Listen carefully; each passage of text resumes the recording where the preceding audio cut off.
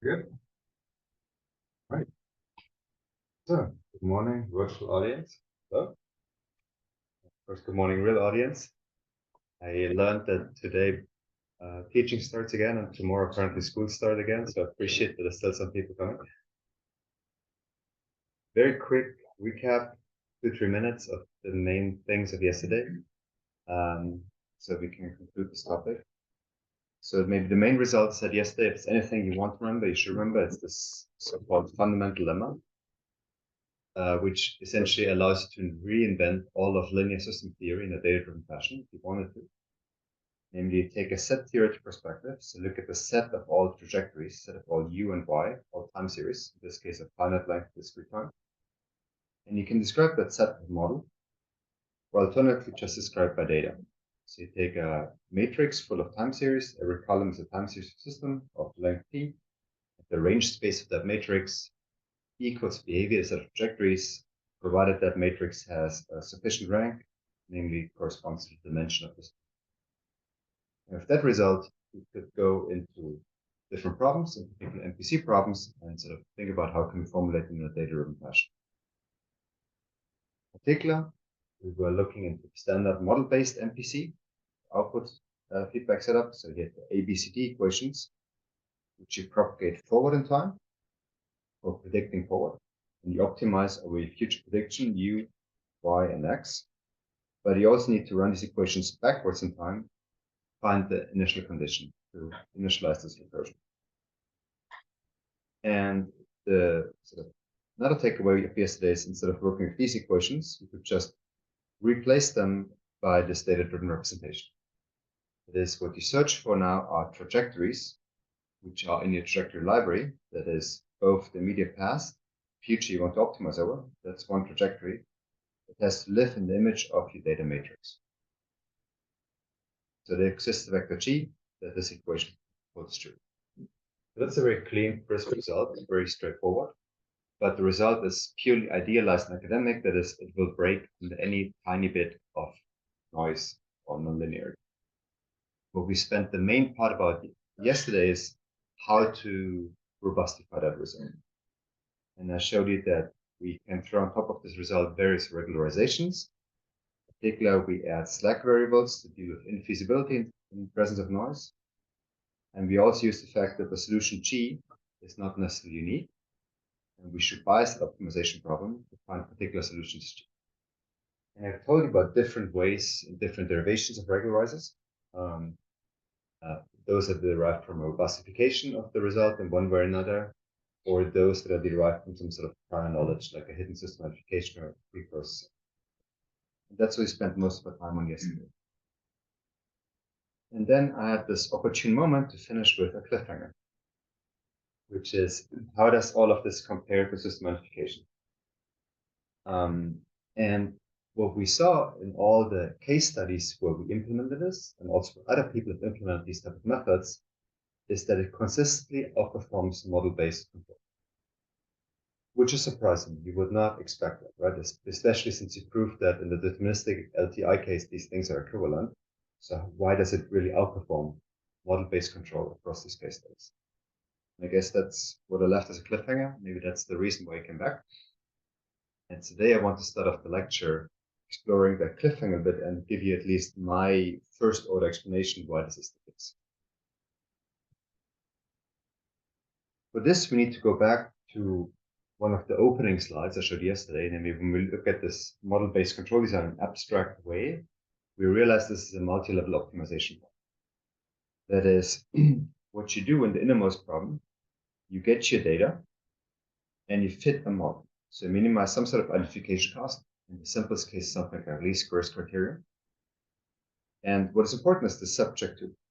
Subject to the model that you identify belongs to a certain class.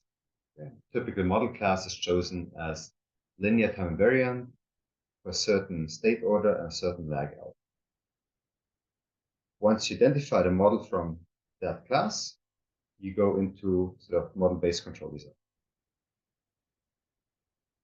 So that was one of the opening slides. Now we want to go back. So when we look at this, then you realize that identification, that process, what it does, it takes your data and it projects it on the set of LTI models. That's what identification does. It does so. You have to choose model parameters, in this case, the state, order, and the lag. What it does for you, it completely removes the noise. After identification, the model that you work with is completely noise-free. Okay, so it removes the noise, and there's no more variance error whatsoever. On the other hand, you will suffer what is called a bias error. That is likely the model that you work with is not the model that you choose in your class. Meaning the world will likely not be an LTI system of that state, order, and that lag. So you get an infamous bias error. So you'll always make an error here, because this will always be an ideal assumption. The question is, can you recover from that error here? Put side by side on that is data-driven control, where I told you, now I can make it more precise. We minimize our control cost depending on inputs and outputs, where inputs and outputs are consistent with the data we've seen. And now you understand what I meant by consistent. Consistent really means that UY is in the image of your data matrix. Depends on UD. Okay, that's what I meant by consistent. And I showed you this works really only if you regularize the problem. So I need to throw on top of this problem the regularizer to make it robust. Take a closer look here. Also look into the implications of this formulation. The regularization robustifies things. So choosing essentially your lambda regularization trade-off coefficient, that makes it work. What you do here, you just look for consistency of the data. You never do a projection in model class. That is, there's no denoising whatsoever. You never denoise the data, you work with what you get. On the other hand, you never encounter bias error. Let me highlight these things. No denoising, no bias. So that's sort of just if your error is mainly due to stochastic noise, maybe you shouldn't do this. Maybe you should do that, especially if you go to know the model class. On the other hand, if you don't know the model class, or the model class is just a poor fit to the data, then here you maybe encounter an error which is too big and you will never recover from it. Okay, so that's sort of the hypothesis now. The hypothesis says identification, so model-based control, wins in a purely stochastic problem setup, meaning if the only source of error is variance. That is, if your ground truth data would indeed come from a linear time invariant model of that order, then this is what you should do. Because this is purely chopping of noise, and then you do model-based design. And in all other cases, where the source of error is not just due to noise, but also due to choosing a wrong model class, this direct approach has a chance to win. And it actually always does, at least in all the case studies we looked at. So this is sort of the hypothesis. And now, of course, you can confirm the hypothesis in many experimental case studies. But before that, just want to make sure you guys are on the same page. Would you agree with that hypothesis or that insight? Or are there any concerns? Or do you disagree? I mean, at this point, it's just a hypothesis, right? You could even make it precise. There's a statement, if you go deep into this maximum likelihood literature, that goes as follows. If your setup is really purely a Gaussian setup, so everything is, for instance, linear, time invariant, and noise is due to additive Gaussian noise, then the best thing you can do is actually fitting a parametric model, provided you know the parameterization of the model. That's actually a statement of this optimum. But this result easily breaks when you deviate from the assumptions. Well, let's test this hypothesis on some examples. So let's go into a purely stochastic LTI setting. Okay, so we have a linear system of order 5, and we do say linear quadratic regulated. The data we get is clean. On top of the data, we add observation noise, just Gaussian noise with a varying signal-to-noise ratio. And I'll construct 100 experiments. And then I compare the direct approach, in this case, the DPC with the L1 regularization. And I put that side by side to a model-based approach where I do system modification, in this case, using substitute method called enforce it. And for both of them, I tried my best to tune the hyperparameters really well. And now let's look what we get when we vary the signal to noise ratio, or noise to signal ratio. What you see on this axis is the noise to signal ratio. You have a purely deterministic, you have a noisy. And what I show you here is the percentage error, so the realized control cost with respect to the ground truth cost. And I show you both direct and indirect box plots, so both the mean and the median value of the variances. You see when we're in a nearly deterministic setting with low noise, they both perform well. But now as I start increasing the noise level, as I go here, it turns out the indirect, the model-based setup, will always perform equally well, roughly. It will always perform well. Meaning, if the source of error is just due to noise, then you should definitely do identification. That's the best thing you can do. And the indirect approach will obviously deteriorate in terms of quality more and more as it becomes more and more noisy. Because it does not have that extra information that there's a stochastic LTI system 4 or 5 behind. So takeaway is when your source of error is just pure noise, everything else is known, you know the exact system class, then always go for identification. That's what people mostly in academic papers, when they do benchmarking, they take a model that they know and then they compare the algorithms. But when you go to real world case studies, that's never the case. There's never an LTI system of finite order behind. So that's why this case is a little bit idealized. So let's go to a nonlinear case study. Here I chose, I think, a 2 or 3-dimensional system called Lot-Colotero, so a nonlinear vector field. And I also want to construct such a trade-off between how linear versus nonlinear am I. So I do an interpolation. I interpolate between the linearized vector field and the nonlinear vector field with some convex combination. There's an epsilon and 1 minus epsilon. And then I give you the plot here where I vary epsilon from 0 to 1. So I have the corresponding plot. And it's otherwise everything's the same as on the other side. I run 100 realizations, different initial conditions for every value of this interpolation point. And here you see quite the opposite thing. So here you see the linear setup from Brook to linearized system. Both perform really, really well. Okay, that's sort of the realized control cost of the entire trajectory. And here's the nonlinear setup. And it turns out the DPC, the performance does not degrade a lot when you go from linear to nonlinear. It's more or less constant performance. On the other hand, the model-based setting deteriorates quickly. So this confirms the hypothesis that if you don't know your model class exactly that's behind your data, and it will never be an LTI system of finite order, then you're better off going with the direct method.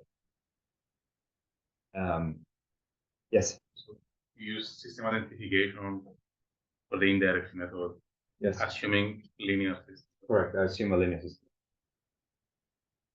So I really want to get out that bias error. If you identify the wrong model class, you will never recover from that error. So at this point, this is not a mathematical statement, but we see these type of trends going on over many case studies. And so for me, at least, I had my opinion now settled on the case that if you know what you're looking for, go model-based. If you don't know what you're looking for, maybe don't go model-based. Because we've seen all these examples that the data-driven approach is actually superior. It does not make the assumptions of any model order or model structure. That's also the reason why things went. There was a question in chat.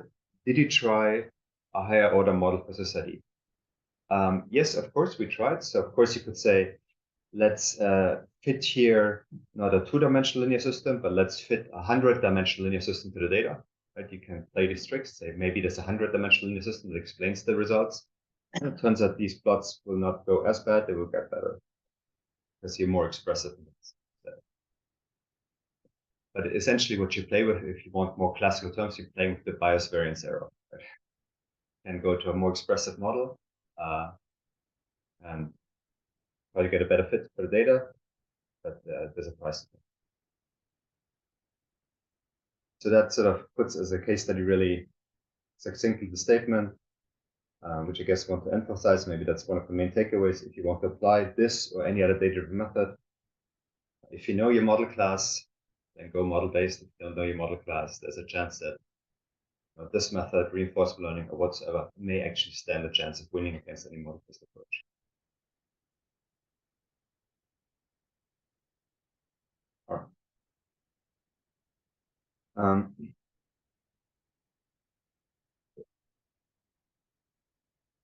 So are there more questions on this comparison? Yes. It's all for just one shot of the optimization, right? So not a continuous operation of all controllers and subsequent identifications or subsequent. This is already a receding horizon implementation, these plots, but we don't re-identify the system. So you could now ask, what if you were to do it adaptively? That is, every step you re-identify in your model, or at every step you take a new data window. I haven't played these tricks.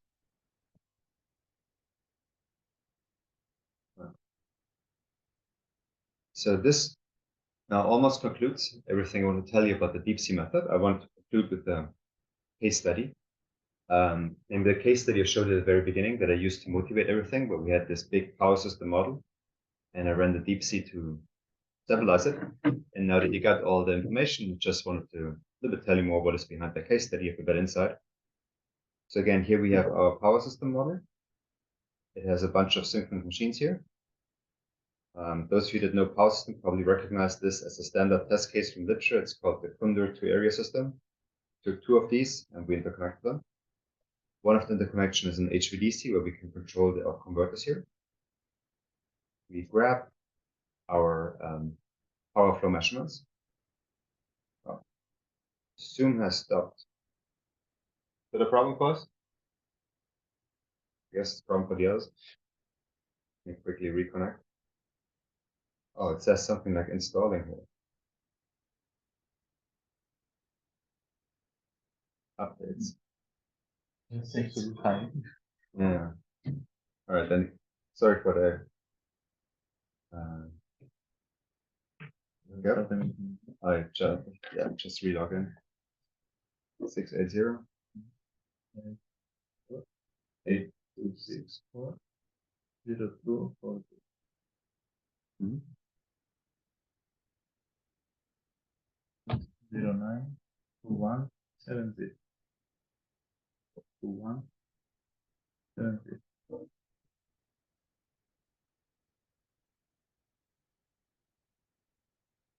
Yeah. That's good. We're back on track. But now I need to get me in there. I cannot share.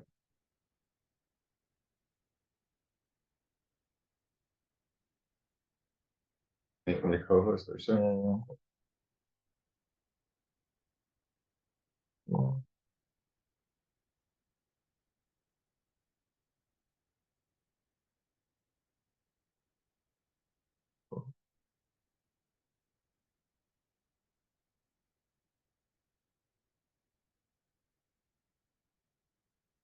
Yeah.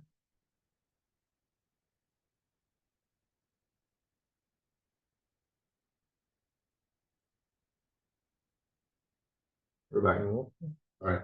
Great. Sorry for the hiccup.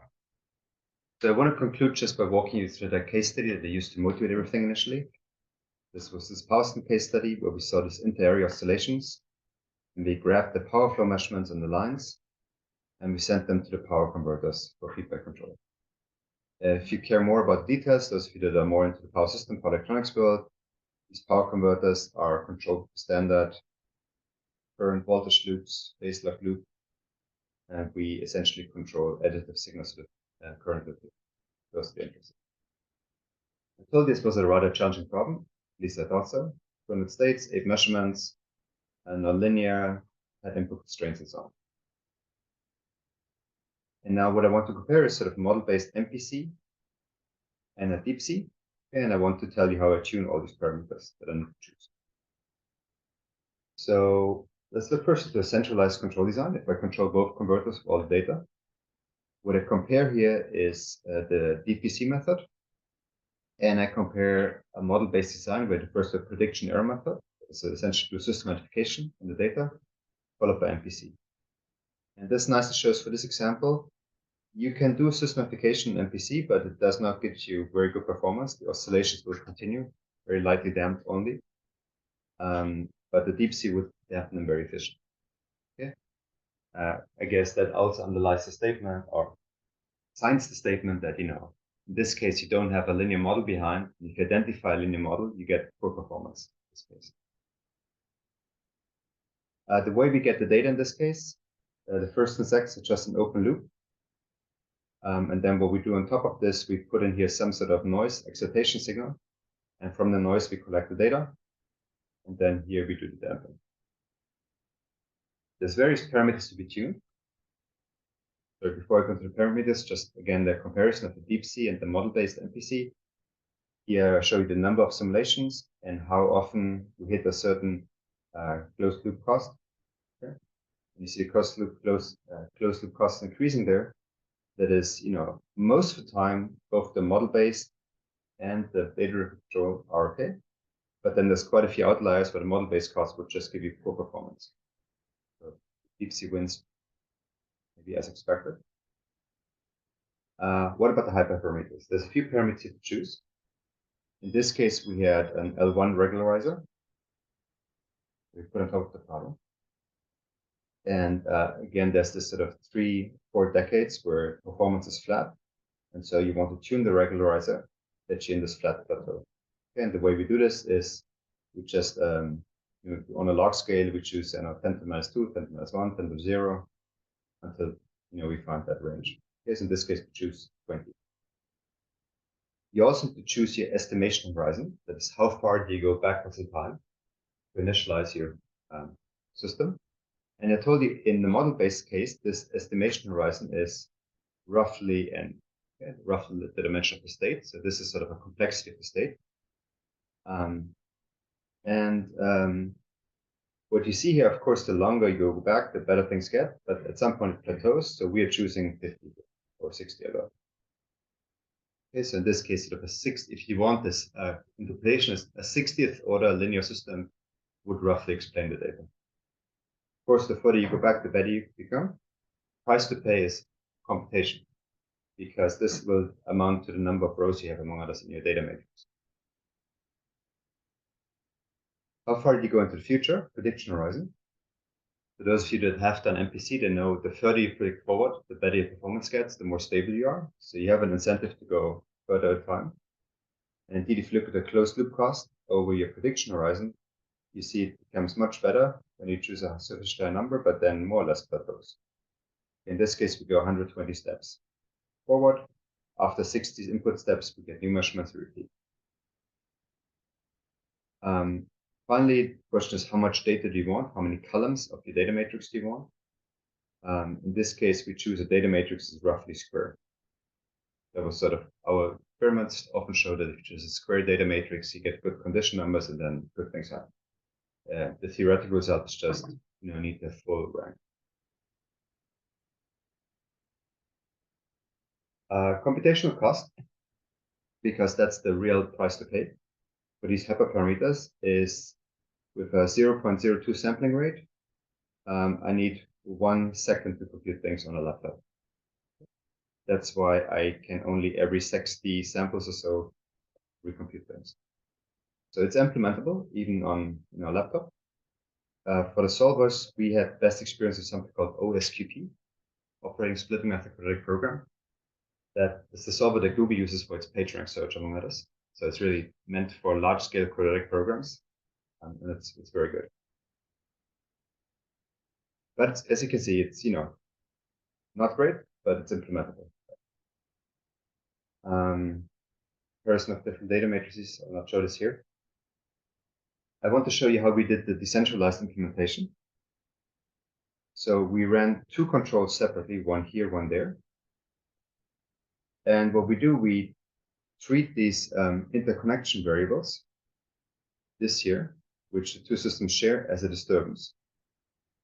That is, I now implement at both controls a minimization, treating this interconnection as a disturbance, meaning what I solve here is something like a min-max problem. So minimize over your decision variables, for instance, G, U, and Y, and then maximize over my interconnection, in this case, P3. So I maximize having the worst case response from my neighbor in mind. So I'm taking an extremely conservative approach, but this makes it work in practice. So that's how we implement it for now. Of course, we wish we had a better theory of how to implement this in a decentralized fashion, but this was good enough for this example. So you just ran 2 separate controls that are robust to each other, by saying I want to be robust to the other guy's actions that affect me.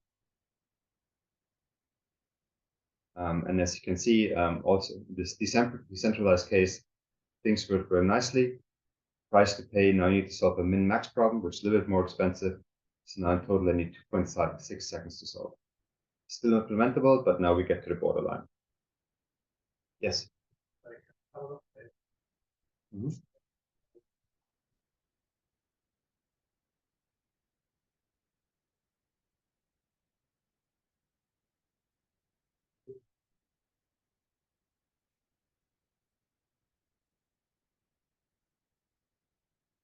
Sure. Yeah, let me quickly go back to one problem formulation if we see it quickly. So yeah, so this is sort of what we implement at the end of the day. The variables are the u and y that you predict forward for, and the g, which selects columns of that matrix. What makes the and of course a slack variable. What makes the problem hard is this matrix has a lot of rows. As many rows as you go backwards in time. 60. Correct. 60 rows going backwards in time, and I think something like 120 or so going forward in time. And then there's a certain number of columns, of course. You can pile up as many as you wish, as long as you satisfy the full rank condition. We make the matrix square. So we get a good condition number. Yes, 80. Yeah. Let me go back to the numbers. So we have 60 here, 120 there, but so it's 180 now, but you need to multiply this by the dimension of input and output also. So it's 120, 180 is a time series times input and output dimensions, which are, I guess, 8 again. So 120 times 8 square. That's the matrix size. So it's still a linear constraint, but now it's a big and dense linear constraint, which tells you that's the price to pay if you want to implement this method on a large system.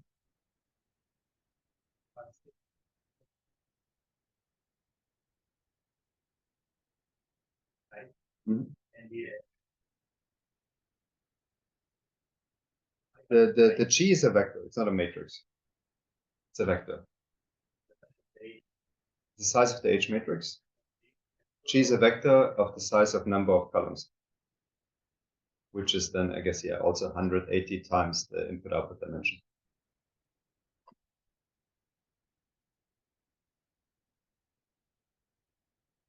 What type of variables? So, what do you mean by variables? G, U, Y, and sigma. Sigma is a slack variable, but you can see the way we do it in practice. The sigma you can immediately eliminate from the, and likewise you can do a little bit of effort to eliminate also the U and Y and parameterize the entire problem only in G.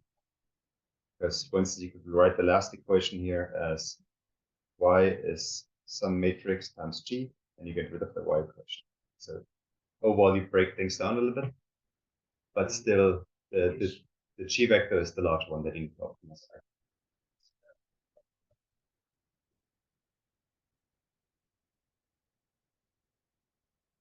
What do you mean? How do we define it?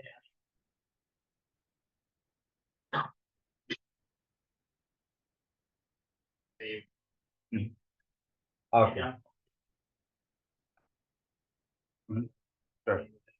Yeah, and I define it as a real valued vector of long enough size. Yes. Correct, yes. And what the solver does, it's an operating splitting method, so we'll split it up into some sparse matrices and do some magic linear algebra in the back.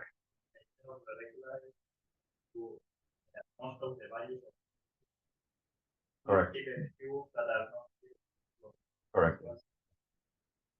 Correct. So for this example, I should admit maybe it would have been better to do a pre-processing of that matrix to reduce the size, like some SVD or LQ factorization or whatsoever. Reduce the size to get it down to a more recent thing.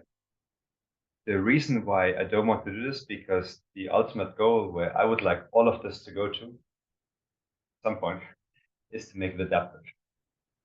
That is, can you do all of this with streaming algorithms, online algorithms, streaming data?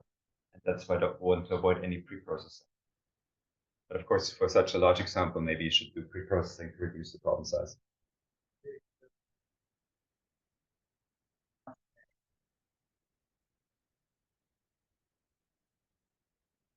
No, I don't. But it was some MacBook, so it wasn't too much.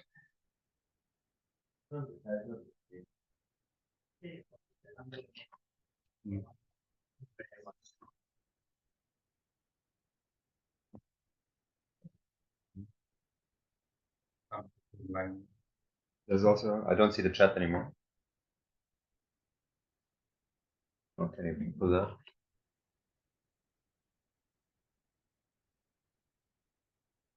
How did you solve the min-max problem? Did you take constraints into account? Yes, we did. We did not regularize the min-max problem. We really solved it as a min-max problem. And there are closed form reformulations of this min-max problem for, say, you need to choose here a constraint set, P3, in a certain box. And depending how you choose that box, there's a closed form reformulation as a minimization problem. So that's how we solved it. Essentially, you need to make the right assumptions.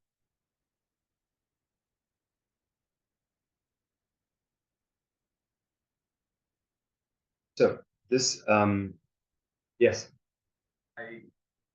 The question I had, and perhaps this also justifies the direction of making adaptable is if you want to implement this in the power system, and like when you leave a certain set point where you operate around, then the dynamic will change, and therefore the solution will happen.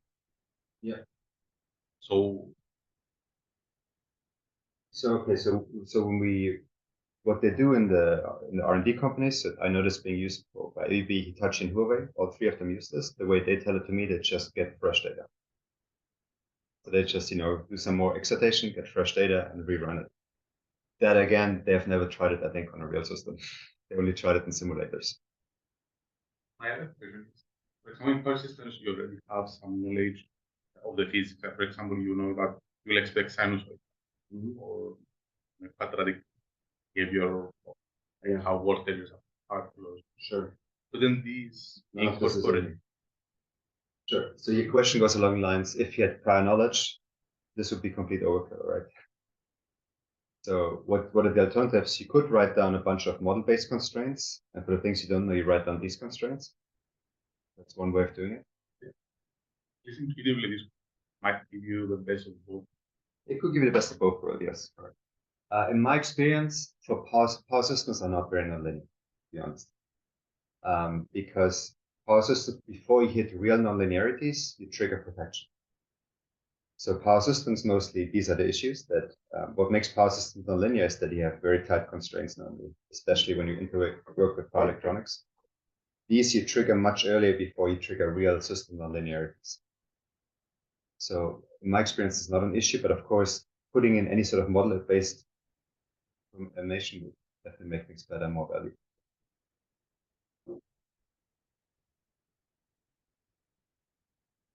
Good.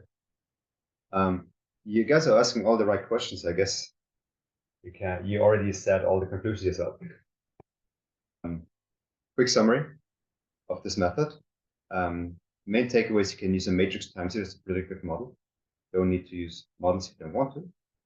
You need to robustify things or incorporate side info by regularizing it. What I like about it, on all of the data-driven world, there's typically two type of methods. The ones you can prove things and don't work, and the others that work, you don't know why. It's one of those that are in the sweet spot where you can actually write down certificates, but they all seem to work. And there's not many of those. On a philosophical level, we focus purely on the prediction.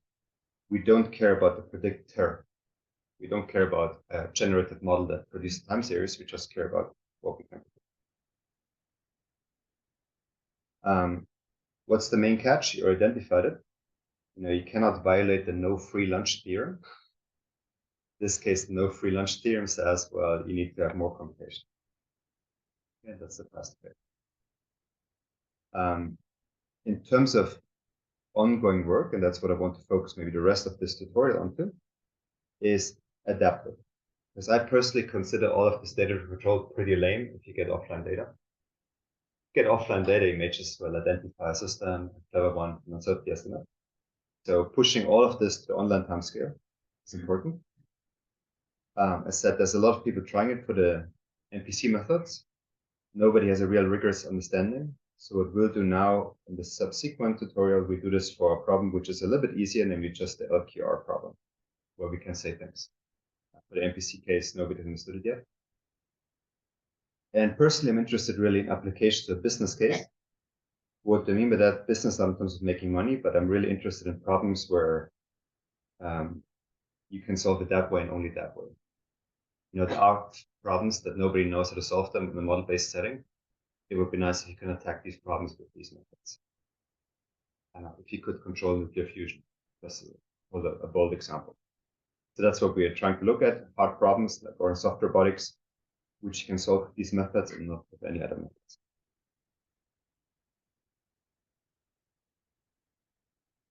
Sure. Let me quickly conclude and then I'll address the question. And the other big question that people are still debating out there, of course, is when does the data-driven approach beat the model-based approach? And what I showed you is this bias variance discussion. That is, if you know your model class exactly and the only source of error is noise, then go for the model-based approach. Otherwise, go data-driven. And this is entire literature about identification control, which essentially says that, you know, that the control objective should bias the identification. Meaning, for instance, if your control objective is just to regulate the system to a steady state, don't care about the transients, you don't need to identify a high order model that covers all the transients. Just need to get a perfect information about the steady state behavior of the model. And all of this comes for free because you never identify things. Everything is mixed together, the identification, the cost function. So it has some advantages. There's a question, chat. Why are the power waveforms still noisy? Well, they're partial noise because you put an excitation, so we add an additive noise. Maybe I'll just go to a waveform. Yes, it's literally because you put an excitation. We made sure that none of these waveforms triggers the protection of the converter, and so you don't get any sort of these behaviors. But I agree, yes, they're noisy. Maybe you should go to a more detailed example to quickly answer that question. Where we implement this once for the wind turbine. Here's a wind turbine case study. So here actually, if you zoom in, you also see after you activate the controls, you still see some noise on top of the signals. But we've made sure that we check carefully that this noise does not trigger protection, is not beyond what is called the total harmonic distortions that the converters can tolerate. So it's all within limits still, but essentially it's because you put in continuous excitation to the system. But I agree. But you have the same problem with model-based control.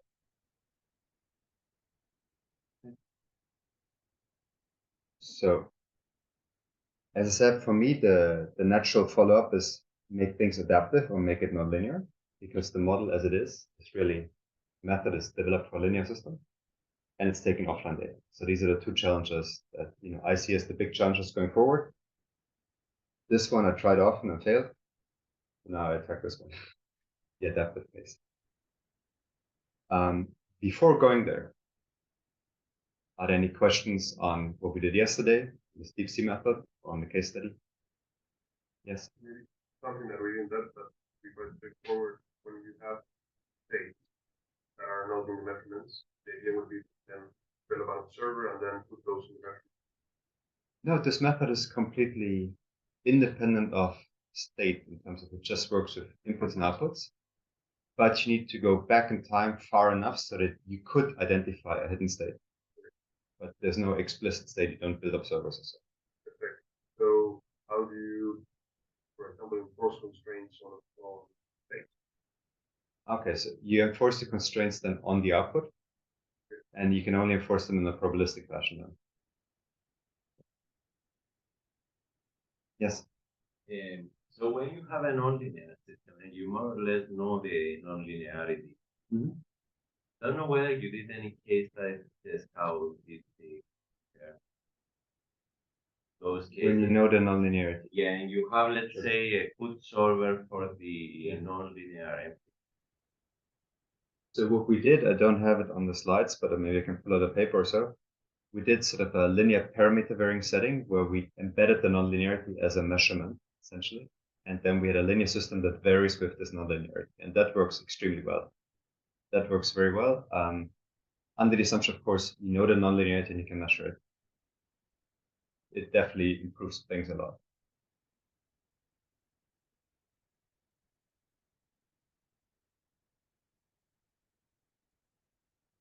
Very good. Then maybe now let's try to understand the adaptive setting. As I said, for the MPC, there's a lot of people that try it. There's lots of people that simulate things, but nobody figured out really what to do.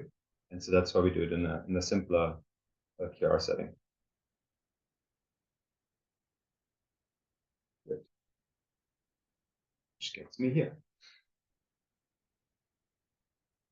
So we now look into another version of the problem, a simpler version, we just solve for u is minus k times x. Just a pure state feedback, data-driven, but more or less similar problem setup. But now it's really specialized to this linear quadratic setup, everything. It turns out the tricks on the back in the math, they're all the same, like regularization and so on. But now we do it for this pure state feedback because there you can really say things exactly. And you can make exact statements, which for the MPC case, we're not yet able to.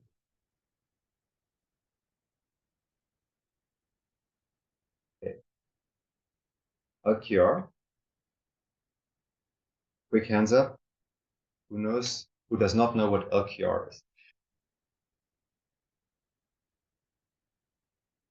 Okay. So linear quadratic regulator, invented by Kalman famously. So you minimize the quadratic cost in the state, and then you feedback u as minus kx optimally. This is now joint work with two groups of people. So these days, all my favorite collaborators come either from China or Italy. I don't know why, but it's how they split up these days. So I think Claudio has been here last year probably and gave you his version of these problems. So with him and Pietro, I sort of developed these regularizations for the LQR problem, make them data-driven and robust. And with a group from China that was very good in something called policy gradient methods, which is a particular version of reinforcement learning, we could turn these into an adaptive strategy. And also with Alessandro Chiuso, also from Italy.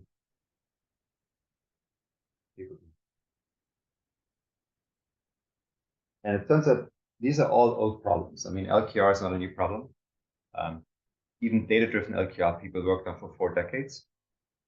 But it turns out one of the big open problems of adaptive control that remains unsolved for 5 decades is, can you do direct adaptive LQR? Which sounds like a very obvious problem, or it is an obvious problem statement, but it turns out they never got around it. And so our hope is that with these methods, we can actually get a crack on making LQR adaptive without any models in the loop. That's sort of the grand theory challenge we're after. But of course, we're also interested in, can we make this applicable? And also show you then again, at the end, some case studies, how this applies to more complicated problem setup. So in the machine learning world, they use this nice word pipelines. I like it a lot. Pipeline essentially just means concatenation of algorithms. In more plain language, for instance, we have the indirect pipeline, which is the one I showed you before. So you take your data, then you build from data model plus uncertainty estimate, and then you go into control. Or the direct pipeline is just you close the loop with some sort of algorithm that's compatible with data. And there's many ways of doing this. I showed you before this behavioral way, but there's also others like reinforcement learning, model reference, adaptive control, and so on. They develop many variations. There's 2 other dimensions that we did not discuss about in the previous tutorial that I want to highlight now. Namely, how do you run your algorithms? Do you run them offline or you run your algorithms online?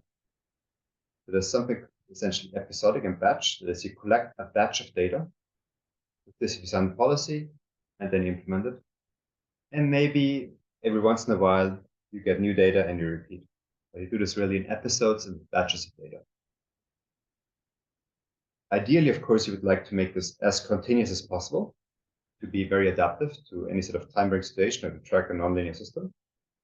And so there's the online version, or in classical words also called adaptive control, where you have this as really as a continuous pipeline. So you measure, you update your control policy, you actuate, you get fresh data. Based on this, you again update your policy, and you actuate. To really think about the algorithm itself as a closed loop system. It takes streaming data. Before we were running this setup, we collected one batch of data, we designed our policy. Actually, we never closed that loop.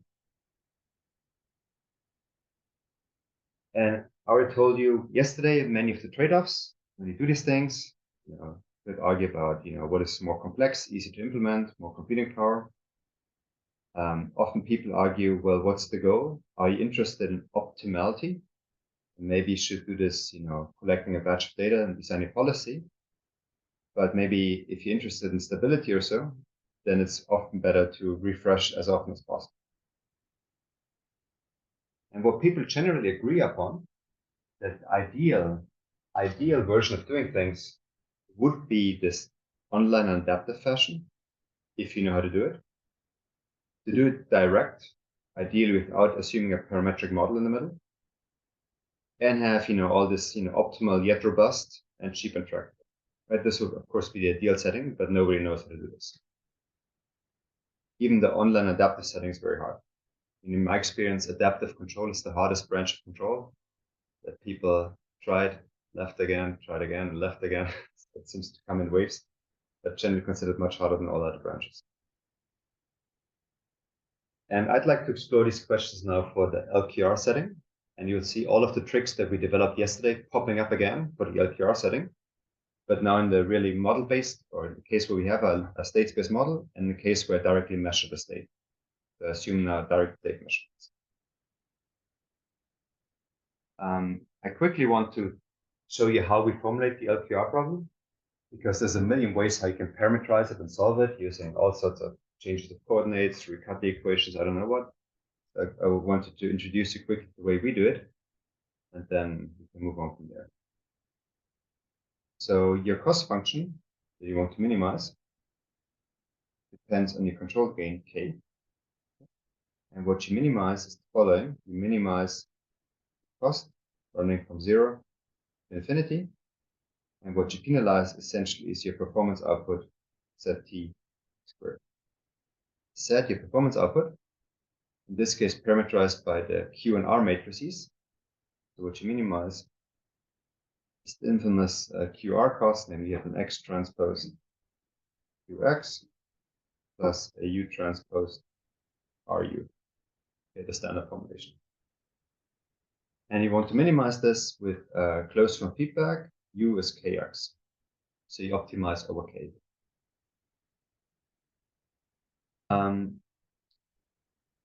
Let's plug in the solution of that system. So we know that the solution to x plus is ax plus bu, which we're going to plug in feedback is an a plus bkx, is given by x of t is a plus bk to the power t times x0. So I know that solution. So let me plug in the solution. So this then, before I do this, let me also put in here that u is kx. Get the sum t is 0 to infinity xt transpose. We have q plus k transpose rk. So plug it all in now. Then I get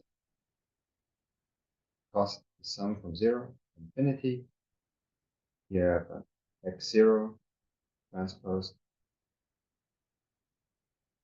a plus bk to the power t. Everything transposed. The matrix in the middle is the q plus k transpose rk. Again, here A plus BK.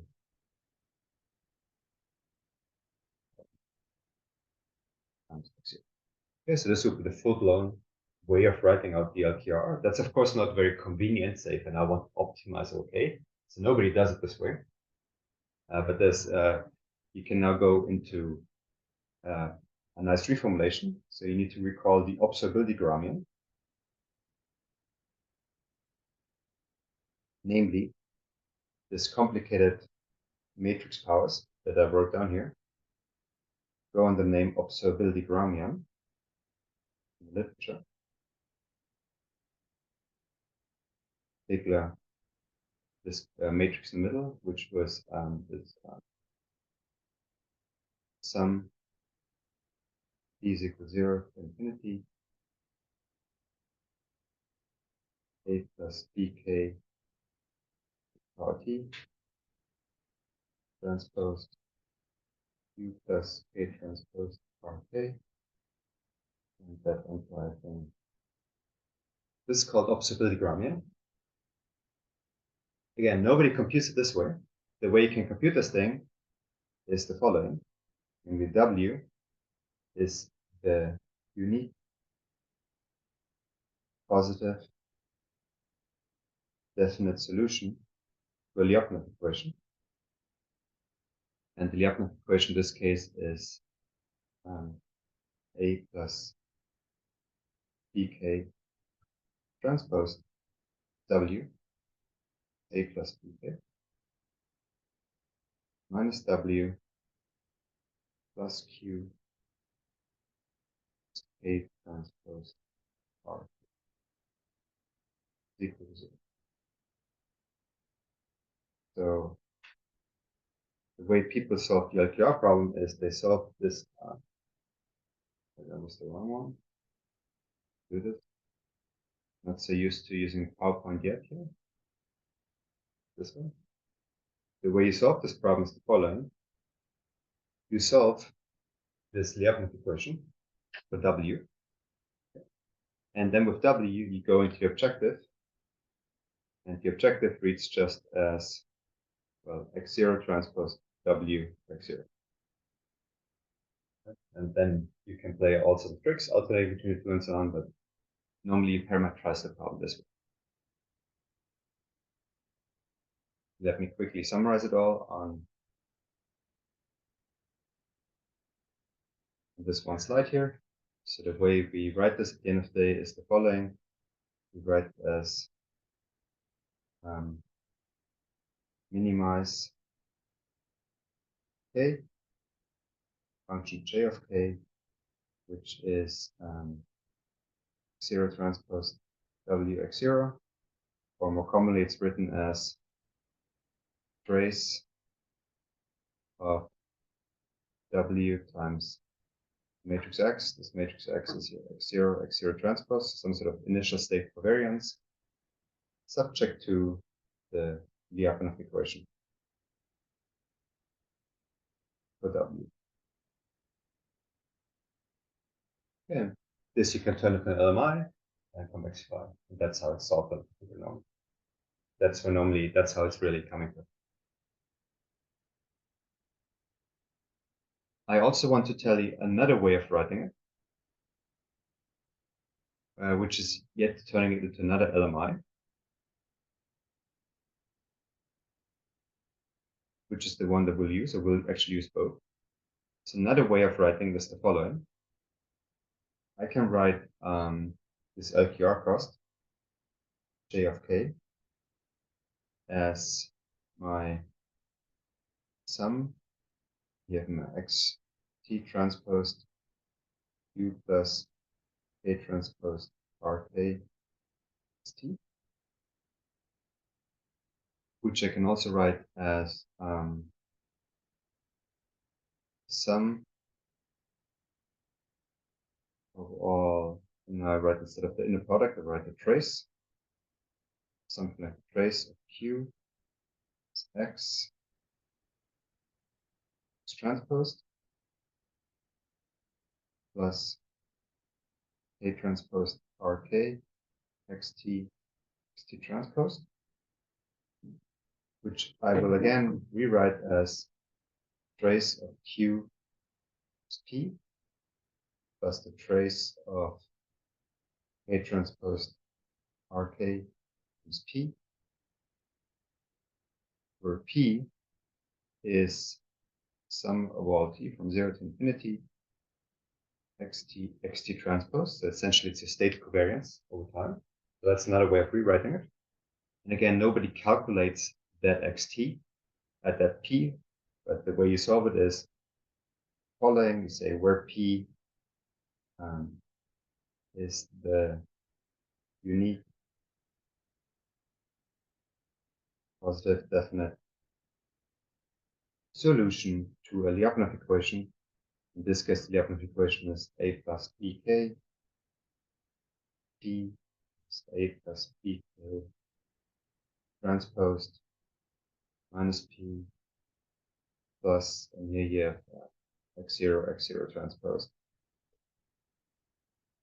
So this is another way of solving it, and depending which way you want, how you want to approach it, it's maybe better to write it like this. So in the previous version I showed you.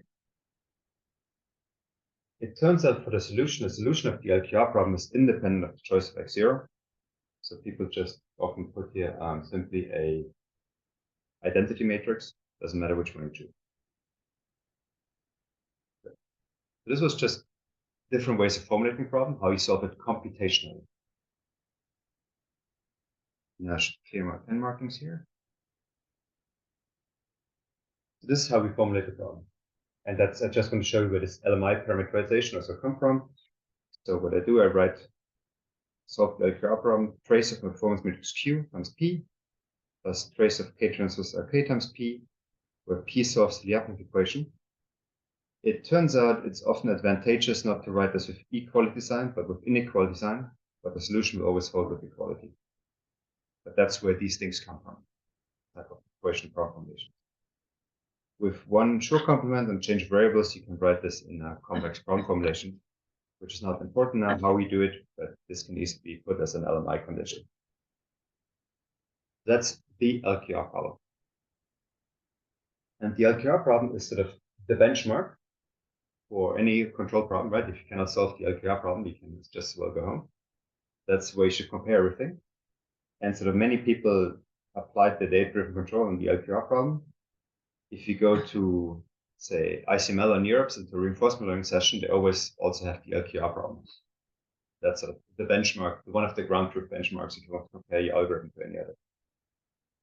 And there's different ways of solving it, of course, direct, indirect, maybe offline and batch mode, or online and adaptive. And what surprised me quite a lot, there's no direct and adaptive LQR solution of it. There's nobody that figured out how to pose the LQR problem without a model and adapt things on the fly. It's not that people have not tried, but yeah, I'll tell you later my thoughts why nobody figured that out over the last 5 decades. I think it was more like not because people were not good enough, but because it was a philosophical barrier that they were thinking a certain way and didn't step outside the box. All right, so this is the problem that we eventually would like to solve this morning. Okay, so contents. I'll show you 2 ways of solving this problem overall. One is a model-based pipeline. So we'll go for a model-based problem formulation, but I'll parameterize everything in a model-free way. There will be no whatsoever A, B, C, D matrices popping up. It will be model-free, so it will be a data-driven parameterization, and we'll add again the regularization that you've seen before. And then ideally, we also get to the model-free pipeline, which is completely adaptive. We throw in a clever model-based element. Particularly, we use policy gradient, which is a method coming out of reinforcement learning, and we'll apply to the LQR problem. Case studies. This stuff is more all fresh off the press. We've just been working on that for 1 year. So we don't have that many case studies yet that are really cool to show. So many of them will be academic. But I also, again, show you some power system electronics case studies. All right. Let's go into the direct data formulations. So we'll start off with the indirect certain equivalence LQR problem. So we collect data of our model. In particular, we collect 3 time series, x0, u0, and x1. So what is x0? X0 is just a time series of x from 0, 1, 2, until some time t minus 1. x1 is just a time shift shifted by +1. There is a u0, u1, and so on. That's the input time series. And there's also additive disturbances on the system that you don't know. All these matrices together will satisfy, obviously, the equation. So the x plus is ax plus bu plus the disturbance, which for the data is this one. So you know the data satisfies this equation, but you don't know the disturbance time series. We assume persistive excitation, so something has full rank. In this case, the matrix consisting of the input and state time series has full rank. It has rank n plus m. The n plus m rows, that means you need at least n plus m columns. Okay, so that's our persistive excitation assumption, which is the same as before, just now on the state time series. And the classical way people put this problem, and the way you probably saw it in your courses, is the following. It's again this bilevel approach where you have an interim problem, you solve least square identification. So you go into this equation, you don't know the disturbance, but you look for a least square solution. So you take the residual of left and right hand side, x1 minus ax0 minus bu0, and then you find the best match in terms of the A and B matrices. Let's call those A hat and B hat. And if this A hat and B hat, you go into your model-based LQR formulation. So this is what is called the certain equivalence setting, because we know that the B hat and A hat will not be exact, but we do not robustify ourselves. We take the value as they are. That's called certain equivalence. And you can make a statement, that this is actually an optimal way of solving a problem in a maximum likelihood setting if there's just additive Gaussian noise and everything and nothing else. That's the correct way of solving the problem. So that's a very, very classic way of doing this. I quickly want to recall the indirect approach on the board. You'll just see the same calculations as we've seen yesterday, but now actually it will be simpler. So we can solve these problems in closed form, more or less. So we know the solution to the inner least square problem is given by x1 times the pseudo inverse of your data matrix u0 x0 dagger, which is in this case the pseudo inverse is the right inverse, so it's x0 x1.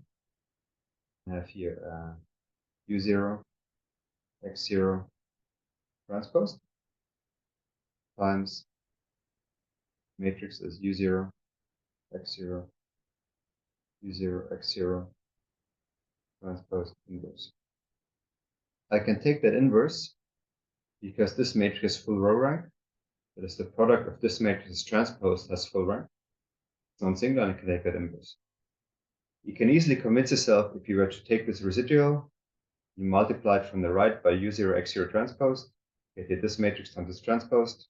You multiply it from the right by its inverse. That residual is the least square solution of these equations. So this is more or less the same solutions we found yesterday, already in various contracts, like for instance the subspace predictor control predictor. This is not just a much simpler version of that.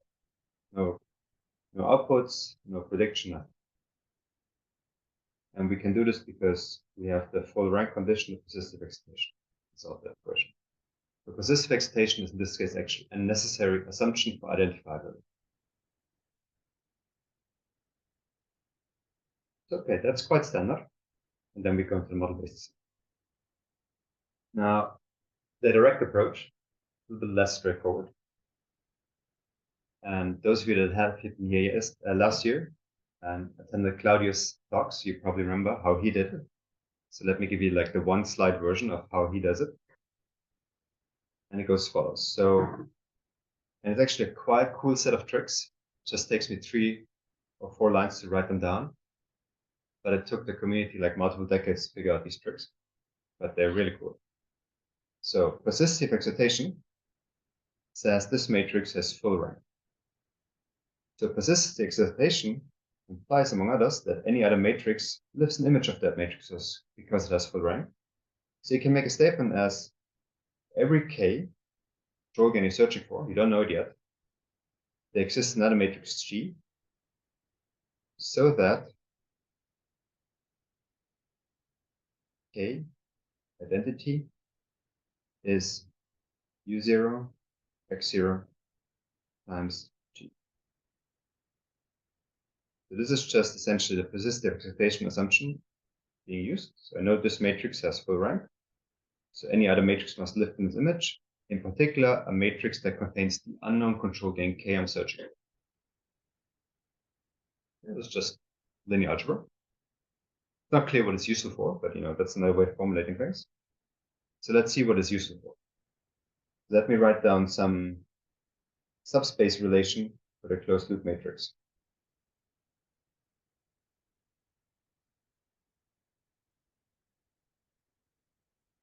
Because eventually this is your main design parameter. A plus bk, that's what you're searching for. Because in all the previous formulation, everything was parameterized by A plus bk. If you have A plus bk, you know how to solve the problem. Okay, can I express A plus bk from data? Let me write it down. A plus bk is actually equal to, we write this as b times A times K identity. Well, the K identity, we've seen already, we can express K identity as anything living, as something living the image of your data matrix. What I use now is actually this yellow identity. So I write this as BA times U0, X0 times G. That's just using this yellow identity. Notice this here is actually, I write this out as AX0 plus BU0 G. Now you should recognize your data equation here, your data related by this equation, which very much looks like suspiciously close to the expression we've just seen. I can just use that, right? And I can replace AX0 plus BU0 by X1 minus D0 times G. Takeaway is the following. You can replace A plus BK in any, it's literally any design formulation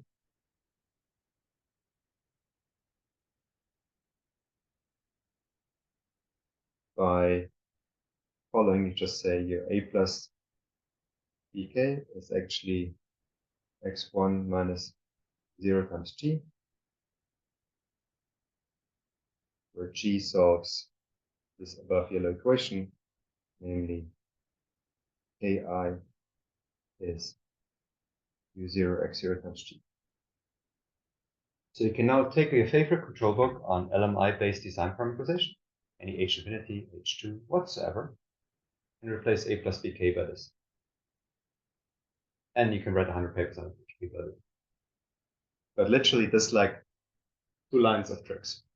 And now you can reinvent all of linear control design in data fashion. At least you can reparameterize all design LMIs purely based on data. And it's quite straightforward. That's actually literally all there is. Now, the main question is, well, you don't know the disturbance D0, right? And so you need to somehow solve these LMIs being in a robust way that you don't know the D0, or you just neglect it and hope for the best. But that's literally all there is. And these tricks collected, I don't know, 500 citations in 2 years, these 2 lines. And if people figured out these 2 lines 50 years ago, we probably would have been much further by now. That's literally what is behind it, the very core behind a lot of these works. Okay. So this is a way how to solve the LKR problem in a direct way. Again, I have now the sanitized version for you of what I just wrote. So you can refollow it again. Now in nice Times New Roman font. So we say due to persistent excitation, anything must live in the image of that matrix.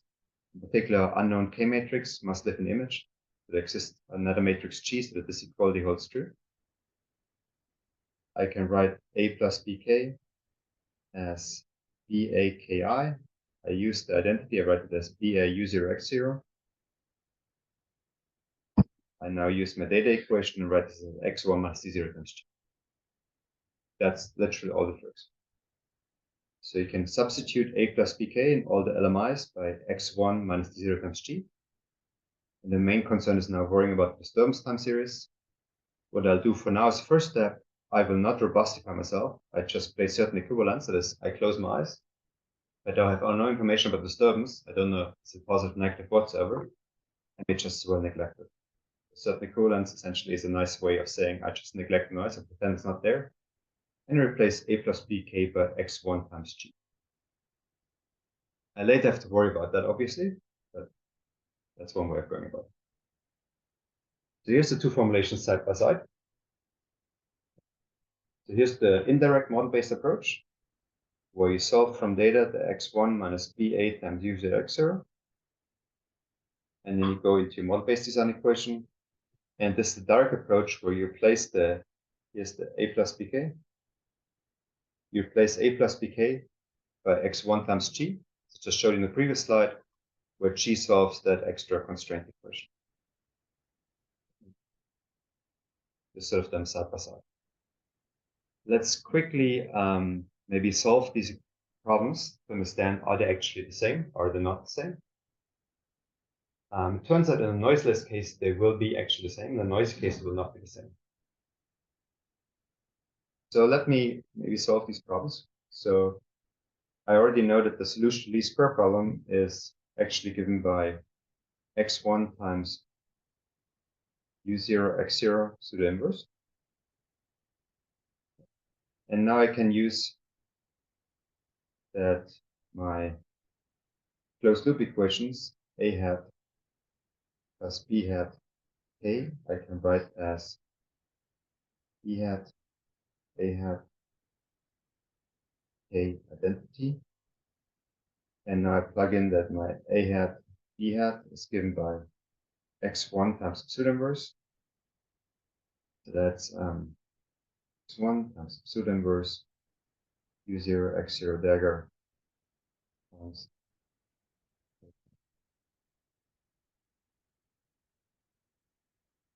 And with this, I then go into my Lyapunov equations. So what I do, I minimize over p k.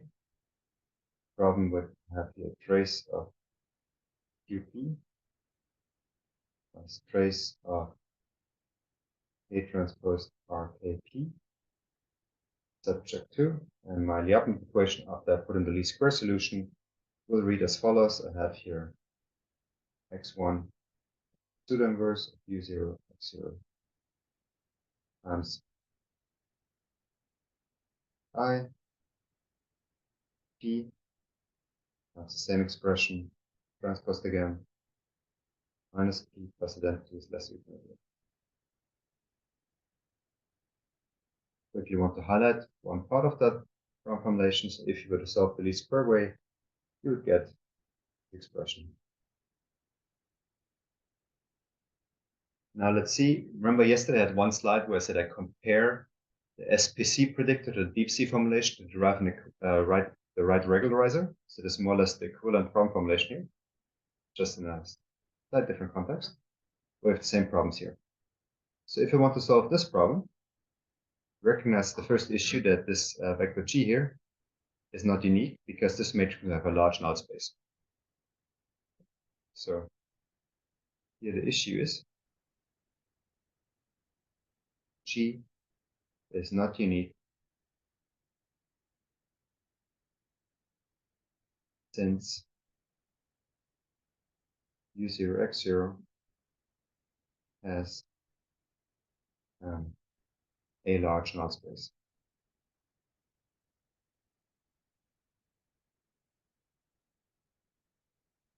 In particular, I can write here always my G as u0 x0 pseudo inverse times ki plus a homogeneous solution. And probably now receive the comparison here. These and these look fairly the same. In particular, when I take this g, I go into the rough equation. This term is multiplied by x1, and I more or less get the same terms. So if you want these two solutions to be perfectly the same, I essentially need to kill the null space. Just like yesterday we derived this particular regularizer that kills the null space, it's the same trick again. So we do now, we pick a least norm solution by adding the constraint phi times g is 0. That's a new constraint where pi projects orthogonal to the null space. Anything orthogonal to the null space will be good.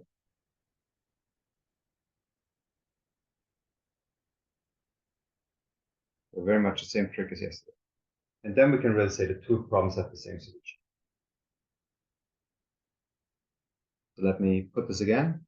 Next slide, same stuff, not in my ugly handwriting, but again in nice font. So we can actually make a statement. These problems are formally equivalent as follows. The above approach, the large null space. That's where we add one more constraint. This is what I call this projection matrix 4. It's just an orthogonality constraint. It will kill anything in the null space. This will tell me I get a unique solution for G now, which is this one. I can take the solution, put it in the above equation, and the above Lyapunov equation will look like this, which recognizes the same solution that we get if we were to solve exactly for b hat and a hat. We get this solution, we go up here, and we get the same Lyapunov equation. Long story short, after these manipulations, the two optimization problems are literally the same. Not just equivalent, they are the same. So takeaways, if you again add a clever regularization or add in the cost on the constraint, you can make the direct and indirect literally be the same, doesn't it?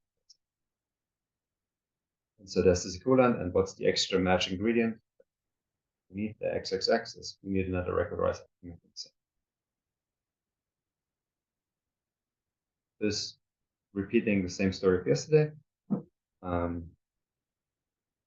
Yeah. Before I go further, are there questions? So it's a slightly simpler version of yesterday, but you can see the same tricks applied to the LKR problem. It's under the assumption that there is no noise. There is no noise, yes. Correct. It's a noiseless setting. I'll later deal with the noise.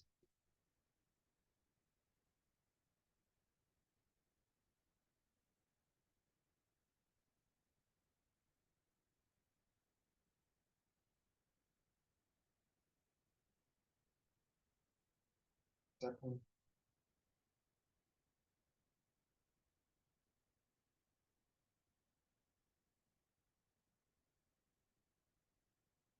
We can break now.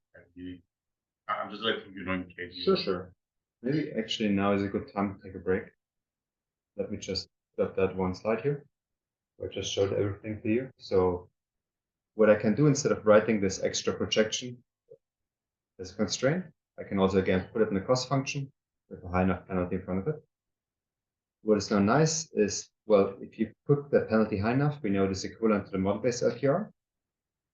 What is also nice that this optimization now interpolates between control cost and the least square cost. That's sort of the identification term.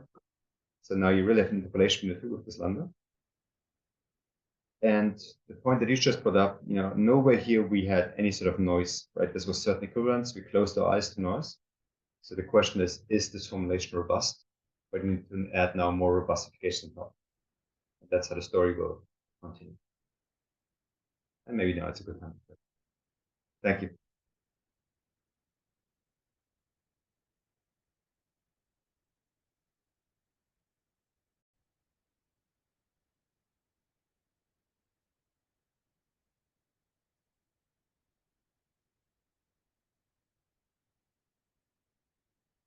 Welcome back. The audience is further shrinking. I'm not sure how to take that. Notice I also shifted programs here. I went to PowerPoint. Yeah. So quick recap. I showed you in the first part 2 problem formulations. One was the very classical, let's do least square system identification to get our A and B matrices and go with those into sort of an LMI formulation, or in this case, LQR design. By the way, there's nothing special with LQR. I could do the same exercise with any sort of H2H affinity whatsoever problem. And alternatively, I gave this derivation that you could also express these LMIs sort of A plus BK in a model-based setting by your data matrices, U0 and X0, so that's just a time series for inputs and outputs, X1, which is times shifted by +1.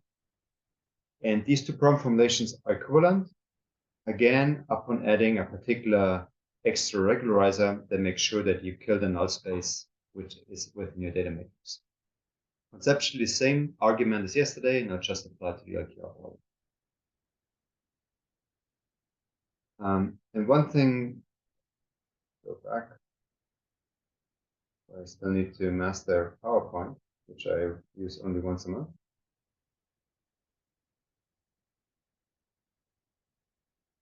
So quickly going back, where does this problem formulation come from? It's this one-liner where it derived for you that you can, when you derive A plus BK, you can use your raw data matrices, here U0, X0, and X1, which is X0 shifted.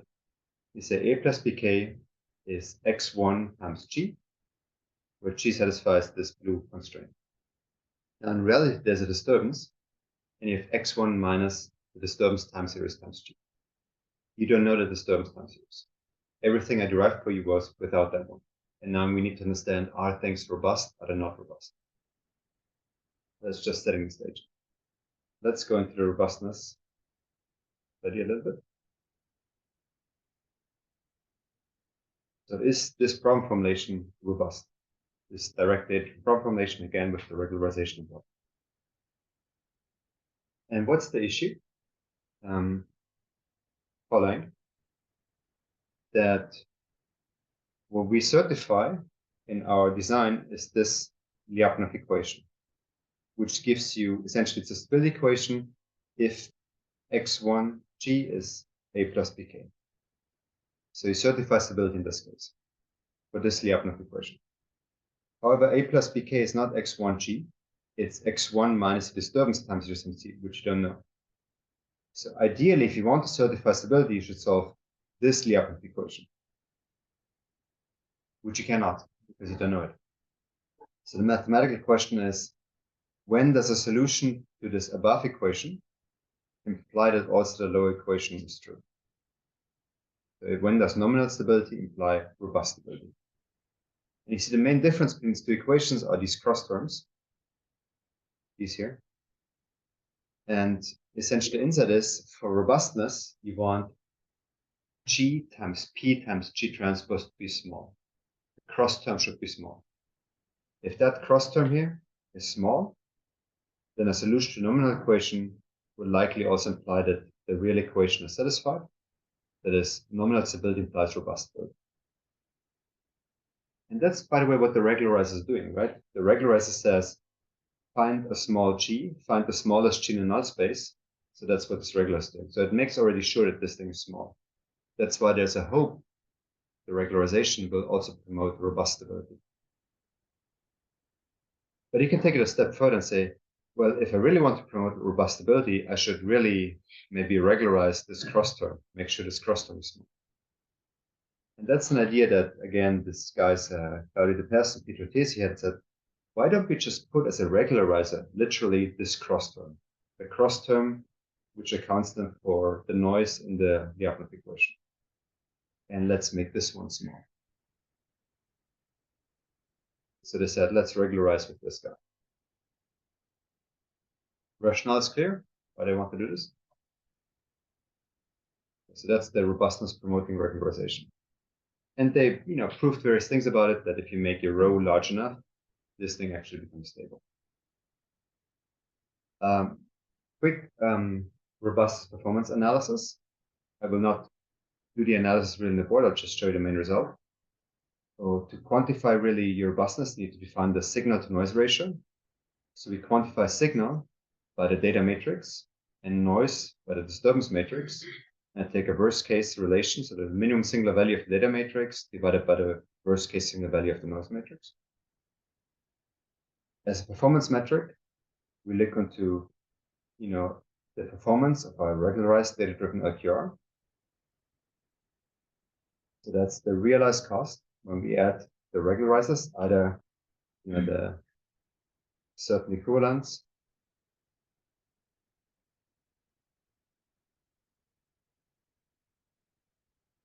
or the robust regularizers.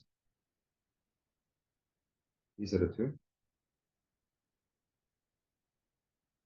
We compare this to the ground truth performance if the exact matrices A and B were known, and normalize it. And the result that you can state is the following. You can say, for a sufficiently large SNR, the optimal control problem is always feasible. Feasible means you always have a stabilizing solution. And the relative performance degrades as 1 over the SNR. So you get more signal, then you get better performance, and the relation is up to some constants, 1 over the signal to noise ratio. Okay? Meaning, for instance, you get more data and you average data, this gets better and better. However, this robustness promoting regularizer, this one, where you say, I want to ensure the noise has a minimal effect on my Lyapunov equation, will add a bias to your optimality. This term will not go to 0, so there will be another constant multiplying the robustness promoting regularizer. Essentially, the robustness implies a bias, meaning you will never get optimal, but at least you're robust. So you can patch these results together. The way the proofs works, I will not show it. It's not actually that interesting. Essentially, go into your Lyapunov equation with the noise, and then you bound these D0 terms away and keep on bounding and make then a statement about the solution. Okay, it's a lot of algebra. I don't think you learn a lot by looking into it. All right. So notice this here is a new regularizer, which we did not have in the MPC problems of yesterday. It's really meant to certify stability in presence of noise, to make the cross term arising from noise small. But you can mix and blend different regularizers.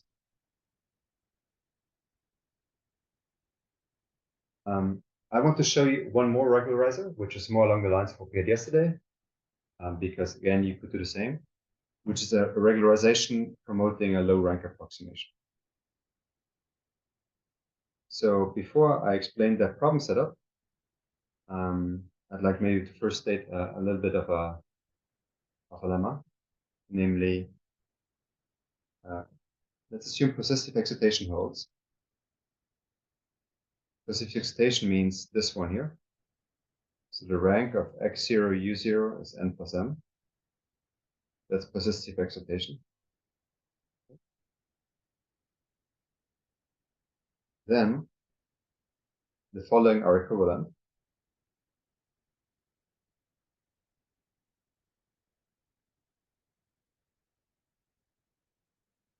Statement 1, you can make an argument about the rank of the overall data matrix, so the rank of u0, x0, x1. This is actually equivalent to the rank of u0, x0, which we know by persistive excitation is n plus m. And this is equivalent to saying there exists unique pair of matrices B, A, so that x1 is A, x0 plus B u0. And quickly show that statement, why that is true. Proof. We first want to show a direction 2 implies 1. That is, we assume there exists a unique pair of matrices that explains the data. So x1 is ax0 plus bu0. So since x1 ax0 plus bu0, we have that x1 and x0 u0 are linearly dependent.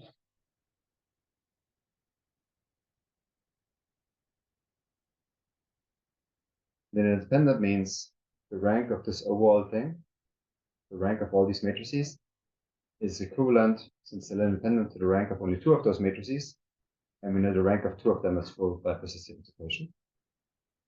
So that makes sense. The other direction, 1 implies 2.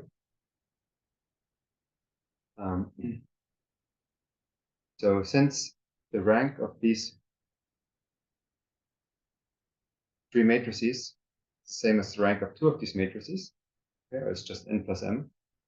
Instead of totally the dimension would be 2n plus m, we get that n rows, this overall big matrix must be linearly dependent. N rows of u0, x0, and u1 are dependent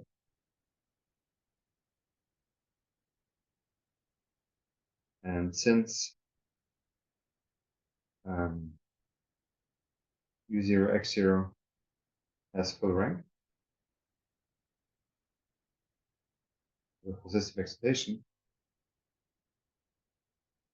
we have that exists some matrices EA such that x1 is EA times the other matrix u0, x0. Sorry for my handwriting deteriorating here. Seems like GoodNotes is much better at filtering my handwriting than PowerPoint is. That's one takeaway. Okay, and uniqueness falls because of this excitation. So what does that statement say? It says, instead of looking for a pair of matrices A and B that explain the data, I can equivalently enforce this rank constraint. The rank of my data matrices, including the shifted time series, x1, is n plus n, which motivates essentially a low rank preprocessing. That is, once I get my data, u0, x0, u hat, x1, I look for the closest approximation, so these are the hat variables, so that the rank of the hat matrices is equal to n plus n. Okay, that's essentially the same as doing system modification. This can be done automatically. Okay, and this one I can easily then turn into a regularization. Essentially the same tricks as we derived for the L1 regularization yesterday. It goes as follows. I know that my closed loop matrix, A closed loop,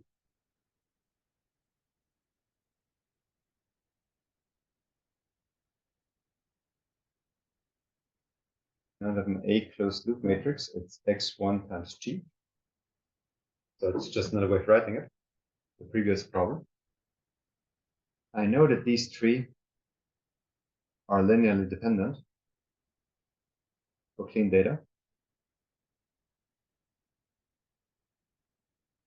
There's only n plus m independent rows here. So what I can do here is I add a new constraint.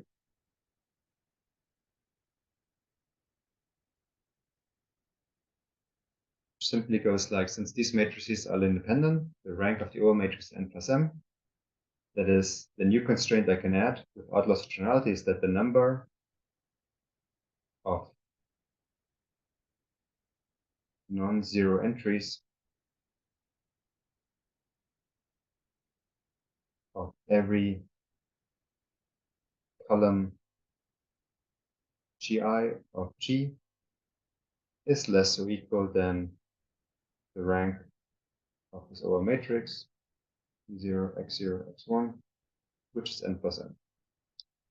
So every column of this G matrix has only n plus m non-zero entries because of this matrix being low rank. I can just add this constraint of odd loss of generality, and then I can go through the same relaxation steps as yesterday. So so this is just adding that new constraint, and then I can relax the new constraint. Instead of counting number of non-zero entries, I just use the one norm. So I can just say I relax constraint as the one norm of every column is less than a certain number, for instance, a number alpha I that I have tuned, which you can again relax the one norm G being less than a certain number, and then you get the one norm regularization. Then you can eventually, the last step, lift the one norm constraint to the cost. So penalizing it each other instead of putting it as a constraint, put it in the cost. So you have here plus a lambda times the one norm. And now again, you have three different regularizers that you can play and trade off. And you can choose, do you want stability, do you want certain equivalence, do you want the low rank, and then you can tune off them as you wish. And there's a nice trade-off arising, which I want to show you. Just showed you. So let me go through a case study. So in this entire LQR data-driven control problem, there's one case study that Sarah Dean came up with in her PhD that everybody takes now. It's not a very interesting case study. They construct an A matrix which has slightly unstable. So the eigenvalues are slightly outside the unit circle. So they're not at 1, but 1.01 and so on. So that's sort of the case study. Those who didn't know consensus will probably recognize this as an unstable Laplacian system. You have full control, B is the identity matrix. So now let's run these problems here. What I show is the following. Again, 100 simulations for every noise variance. And what I show you here is two curves. One is in these 100 of simulations, what's the percentage of stabilizing controllers plotted over your certain equivalence regularizer. That's the certain equivalence regularizer.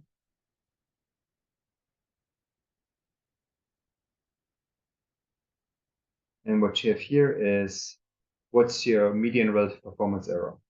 Okay, so your percentage increase in performance. And what we observe are two things. One is, if you don't regularize at all, almost 100% of your controllers will not be stabilizing. So if you ever see a data-driven control paper at the next control conference, and there will be many of them, that don't account for noise through either regularization or some other robustification, you can already trash the paper because they will be done here. High probability not stabilizing controls. But if you add a little bit of regularization, not much, the axis here is 10 to the minus 4, you don't need much, then suddenly all controllers become stabilizing 100%.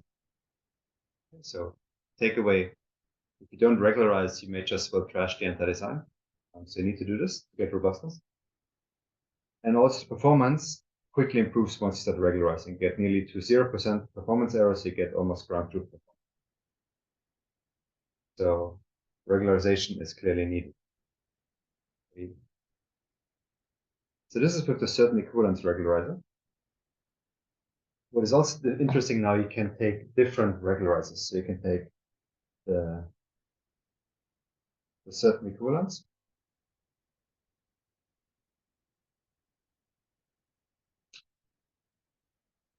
And you can take the robustness regularizer that minimizes the cross term in the Lyapunov function. That's the robustness promoting regularizer. And now I can also look, so what you see here, here's a table where you have different signal to noise ratios. It becomes ever more noisy. This direction is noisy. The two rows show what if you only regularize certain equivalence or you only regularize robustness. The first row is what you've already seen the plot before. So, you get, in this case, 100% stabilizing controls, a small medium performance error. If I increase the noise level, this mostly stays, and only with very, very large noise, where you have signal to noise ratio being 1, now you decrease a little bit. Now you have only 84% of stabilizing controllers, and now a 25% medium, sorry, that's percentage error. No, 0.25. Second percentage. Yeah, no, it's 0.25 performance error. So that's the row you've seen. So big decays with more and more noise eventually. On the other hand, if you add the robustness promoting regularizer, the number of stabilizing controls stays at 100%. So you're stabilizing even though you have a signal to noise ratio of 1. So this is extremely robust. So you can stabilize the system with very, very shitty data. Now, price to pay, of course, is your median performance error goes down. But so you see the two regularizer doing two different things. One gives you really robustness, based on shitty data. The other one gives you performance. But these are the extreme choices. Lambda is 1 and rho is 0. I can also mix them. So if I choose lambda and rho being both 0.5, then I get 100% performance, even for extreme signal to noise ratio. And so 100% stabilized controllers. And the median performance error is more or less the one of the certain equivalents. Okay, so you get the best of both. So it makes sense to actually mix two regularizers in tuning. Notice I didn't show you the L1. So that's take-home message number 4. In this case, L1 did not work well.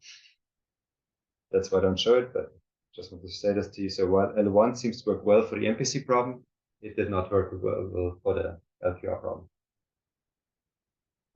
And I've not fully understood why, to be honest. Let me put this into a plot, what I just showed you. Here I again have my two regularizers that promote either certain equivalence or robustness. Here's the tuning, either fully certain equivalence or fully robust. Right, over here somewhere in the middle. And you see for a high enough signal to noise ratio, like sigma squared is 1, so that's the noise variance. I get 100% stabilizing controllers when I go for robustness. Get a very good performance when I get for certain equivalence. But there's also this nice sweet spot in the middle where you get the best of both. Where you get 100% stabilizing controls and you get really good performance. So it pays off to blend them, which actually I did not expect. So that was a quite nice outcome. So you can trade off these different regularizers. I also want to say that maybe for this problem, this classification of direct versus indirect is less relevant because we understood now that the lambda regularizer does exactly the same thing for both. It interpolates. But my main conclusion of that is it's a little bit lame because all I've done essentially, I took the LMIs that were in the model-based context and I replaced the parameterization of the LMIs instead of a model, I replaced it by data and I solved it all. And it can all done easily, straightforwardly. You can do this with a Kalman filter or anything else. But what is lame about is that learning is offline, which is the same criticism I have for the deep sea. Everything was offline. So now let's try to make all of this adaptive. Yeah, that's where, at least for the LQR problem, I wouldn't know how to do this. Okay, so let's see if we can go around this offline approach. That gets me to the second part of this tutorial, which is, can we do adaptive LQR? Quick shortcoming summary. So the shortcomings of separating offline learning and online control are two things, or three. One is it's not sporty. I like challenges, or everybody does, but more rigorously, you cannot improve the policy online. You're just stuck with what you got from offline data, and if you get more data, you cannot improve online. So that's why you need adaptive control. But also, if your system is actually time varying, you want to quickly adapt to changes. Change in the system, change in the environment, or a nonlinear system whose operating point changes. Okay? That's why you'd like to do things in an adaptive way, ideally. But adaptive control is hard. This is very much in line with a definition of adaptive control, or the only definition of adaptive control. So I tried hard to catch all the old guys that are now in the 70s and 80s that were sort of the gods of adaptive control, and I always ask them, what's your definition of adaptive control? And nobody had one. Literally, there's only one and only one. Is by George Sames. Some of you may know. He was the one who invented things like passivity and small gain and so on in the 80s. Quite famous person. So he was a robust control guy. He hated adaptive control and fought it all its life. But then 1 year before he passed away, he wrote an adaptive control paper, which was a definition of adaptive control. He defined it as a control is adaptive if you can improve over the best control that you can construct a priori information. So essentially, you can improve with more online data. That's what his definition is of information theoretic sense. And it turns out the real adaptive control community never ever accepted that definition. So I gave a plenary talk in an adaptive control workshop, and they more or less kicked me out of the room when I showed this paper, because they apparently really, really hated each other. Must have been very fierce times back then. So what's their viewpoint? Classical adaptive control focuses on stability, not on optimality. Adaptive control came out of nonlinear control. If you take any classic adaptive control paper, book, or whatsoever, they always formulate it as a stabilization problem. Drive some error coordinate to 0. Every single book, every single paper. They never take the optimization perspective of it. And that's where they're so much opposed over this definition where you go after performance. They think about adaptive control as a stabilization problem. Stabilize an error. Okay, they always try to formulate like that. And that mindset, of course, got them far and solved many problems, but maybe that's also explaining why they could never get to performance in terms of controllers that are optimal or that optimize the criteria set. And that's also maybe why they could never solve direct adaptive OKR, just because they had this obsession with stability and were just opposing any optimality. There's some interesting side info. Of course, when you go into reinforcement learning, they are all over this. I mean, that's sort of what they care about. Right? Improve over the best what you have offline with more information you got it. But that's, I guess, a much more contemporary perspective. So my elitist desired solution now is I want to go after this definition. I want to be adaptive. That is, I want to improve online. Okay, and I'd like to do this direct. That means without a model. Further, I want to do this with online algorithms. The algorithms should be themselves recursive. Okay, so non-episodic, non-batch. With closed loop data. And see if we get there. And if you talk to anybody in optimization and ask them to solve that problem, they would all give you the same answer and say, well, I don't know really how to start the problem, but why don't you just go down the gradient? Sort of extremely natural thing to do. Why don't you just go down the gradient? That's also what people in reinforcement learning often do. You don't know what else to do, you just try to figure out the gradient with respect to the parameters you want to tune, and then you go downhill. And that typically gets you somewhere. So let's explore this idea of going down the gradient. Again, this is not what people have done at all, ever, in classical control. But that's what comes out of the machine learning literature more. So let's see how that works. And there's an entire literature on something called policy gradient methods in machine learning. But people in control jumped onto that one about 4 or 5 years ago, just before pre-COVID. I think there was a paper by a lady called Mariam Fassel from Seattle, who sort of opened the door how this can be made useful for control. And there's a nice story about it. I'll just give you again the highlights here. The idea is the following. So we normally always think about this here as a big monolithic optimization problem, which we give to an LMI solver, and then it spits out a solution. And LMI solvers are complicated, some interior point programs on a conic space. Don't want to know what's going on anyways. So let's take a different perspective on this problem. We know we can uniquely solve for P, right? We know that the solution to P will be this Gramian. It will be this A times B to the K of power T and the sum of all T from 0 to infinity. So there is a unique solution for P. Let's just blend out the P variable. So after eliminating the P, this would be an optimization problem only in K. Okay. This optimization problem is not convex in K. I mean, it's very obvious not convex here in this above formulation because P and K multiply each other. But even after eliminating P, it's still not convex. Take one optimal control, take another optimal control, take any other control in the convex hull. It will not be optimal. Often it will not even be stable. It's not true that whatever the average of 2 stabilizing controls is stable. Not true. So it's not convex here, right? But it has a few nice properties. Namely, on the set of stabilizing gains, so if you're restricted to stabilizing controller gains, this optimization problem is coercive. Coercive means the following. So here would be my axis of K. Here would be the set where K is stabilizing in this interval. turns out the LQR cost, J of k, will go to infinity when you reach the stability boundary. Turns out this will look like. Makes sense because, control is unstabilizing, the LQR cost is infinite. So that's this coercivity property. Further, this cost function, J of k, is differentiable once, even twice, and the Hessian matrix is bounded.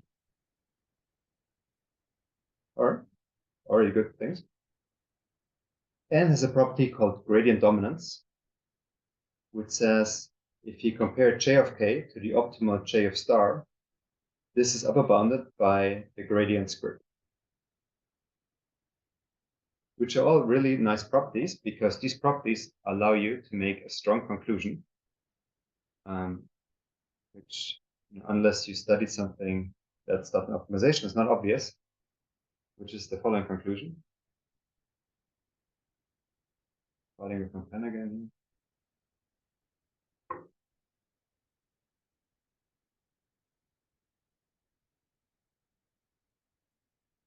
The following conclusion, namely, you can perform gradient descent on that problem, and gradient descent will converge globally, the unique minimizer,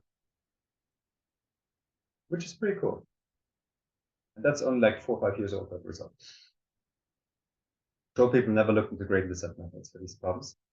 But takeaways, if you just apply gradient descent to the LQR problem, you will get, if you initialize yourself from a stabilizing policy, to the globally optimal control gain. And it's really a consequence of these 3 assumptions here. I was really blown away when I first saw this, like, wow. First of all, that it's true, but also why did it take so long that somebody ever figured it out, right? That should have been figured out right after Kalman's paper in the 70s, maybe, as a computational method to solve LQR. But so is it. So I want first to show you why this is true. Just give you a little bit of insight in the proof, why these properties here would apply that a gradient descent converges. Some quick insights. So let's look at the different properties. So if your J of k, your cost function, is smooth with a bounded Hessian, so with the gradient squared, J of k being upper bounded, say by a constant L, you can apply, for instance, Taylor's formula or mean value theorem, whatever you want. You conclude that J at any point k prime is less or equal than J of k plus the gradient J of k transpose times k prime minus k. That's sort of the first order Taylor linearization. And then the remainder term is upper bounded by the Lipschitz constant, the bounded Hessian.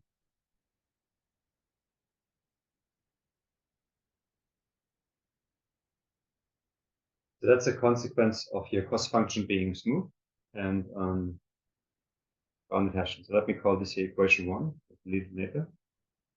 The second nice property was gradient dominance.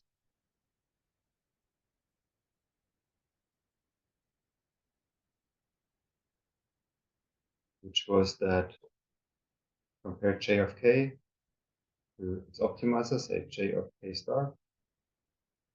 And this is less or equal than constant. People normally write it as 1 over constant, something like 1/2 times 1 over mu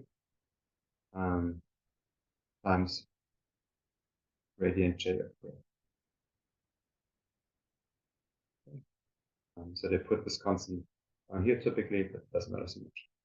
So these are the 2 things you can show. And what I want to show you now, why does this imply that gradient descent converges? Let's run gradient descent.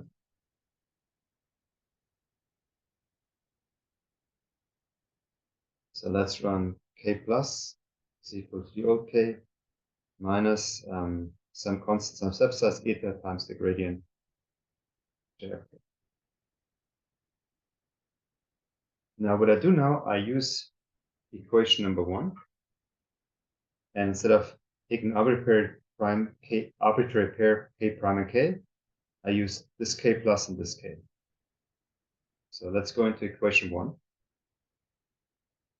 So equation 1 would say I have j of k plus less or equal than j of k plus gradient j of k transposed, and you have k plus minus k. I know, of course, what k plus minus k is. This is minus eta times the gradient j of k. You notice you get here some minus gradient squared, which is good, right? It's a decrease. Then you get here the upper bound on the second order term, which again would be k plus minus k, which is bounded then by eta squared gradient j of k. Okay.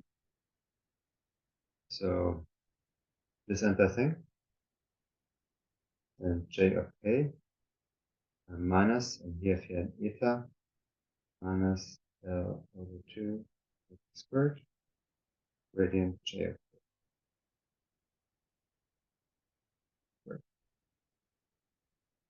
Notice this guy here is greater equal 0 for eta small, so small enough step size would tell you this thing is decreasing. Choose step size small enough, so you can outplay the eta against the eta squared.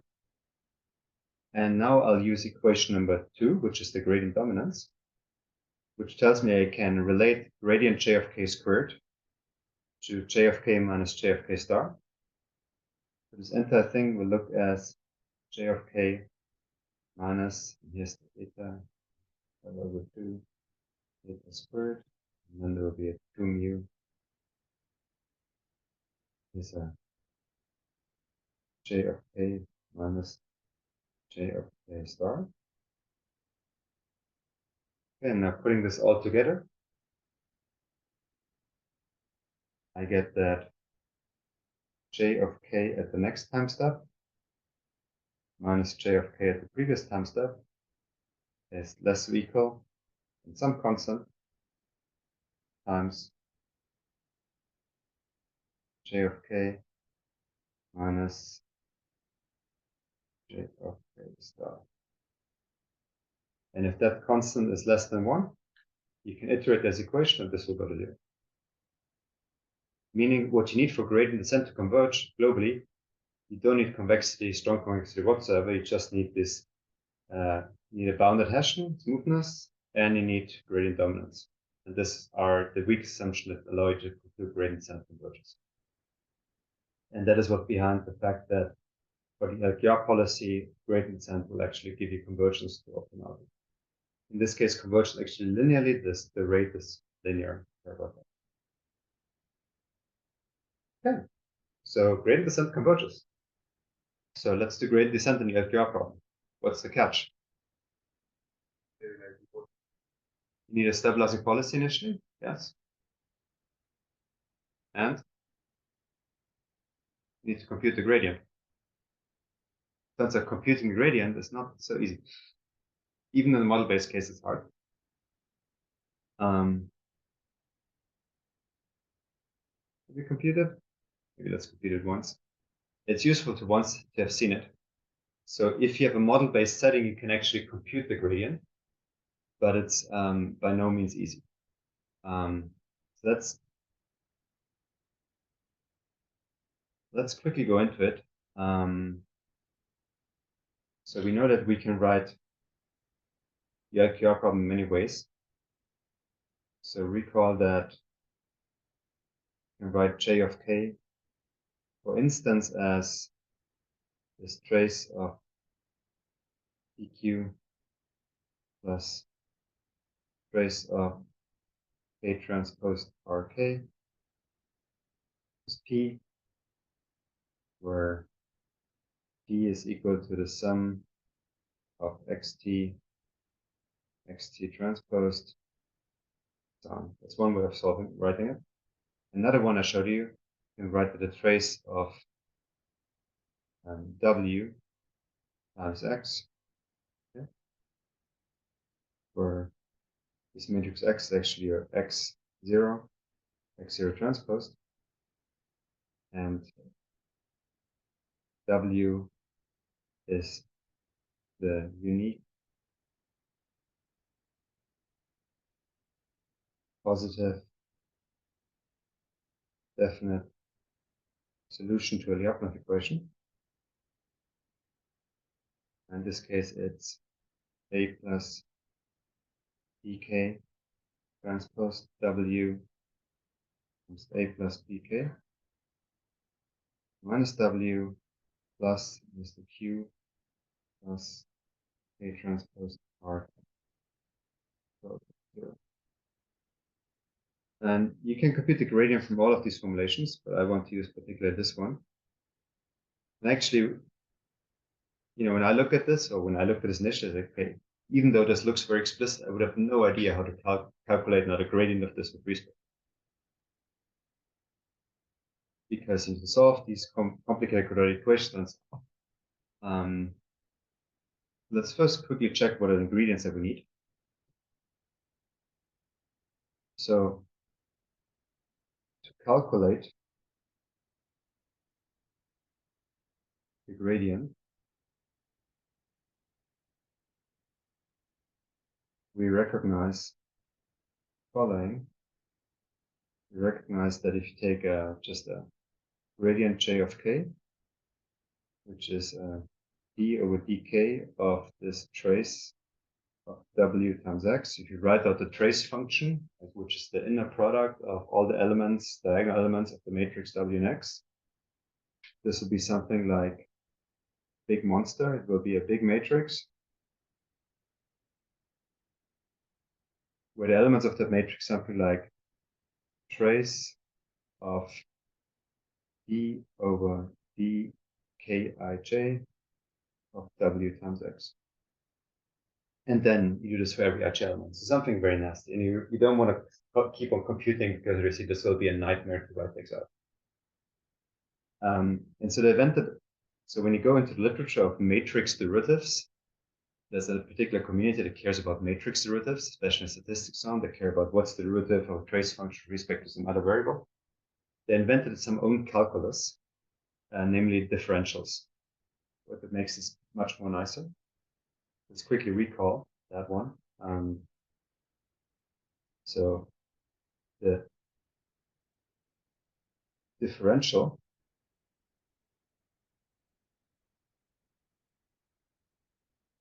of a function f of x is the linear part of f of x plus dx minus f of x. So the differential will be this dx. Essentially, it's the, if you want, so it's the Jacobian. But they prefer working with this notation instead of working with real derivatives. And the reason for that is because with this type of notation, you can do a lot of matrix derivatives. Okay, so namely, here's what they figured out.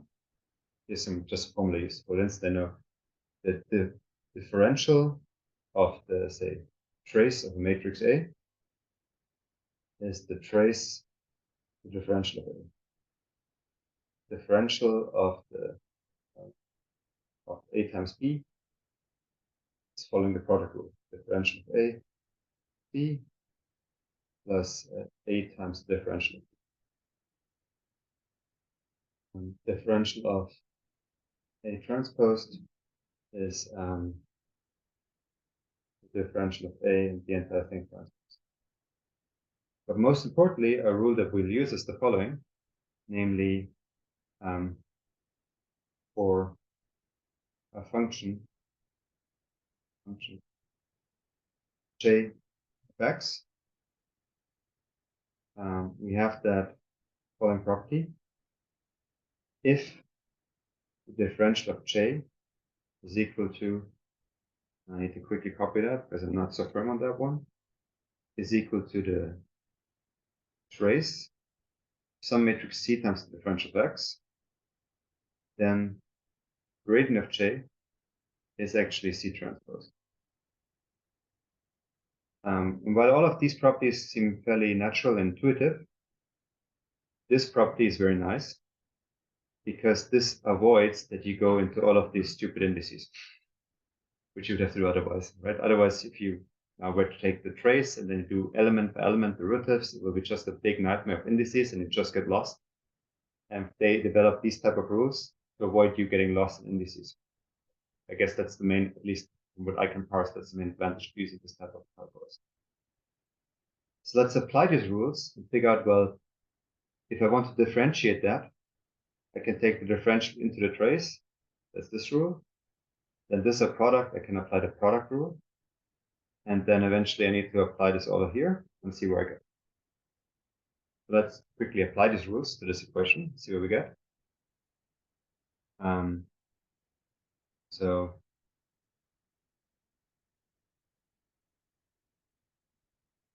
I have the differential of my j is a function of k, is d times the trace of w times x, which is trace of dw times x,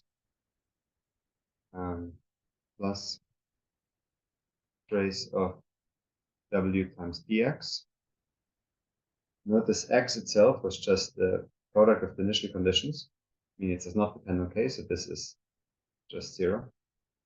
So I'm left with the trace of w times x. Okay, let me now go into the Lyapunov equation.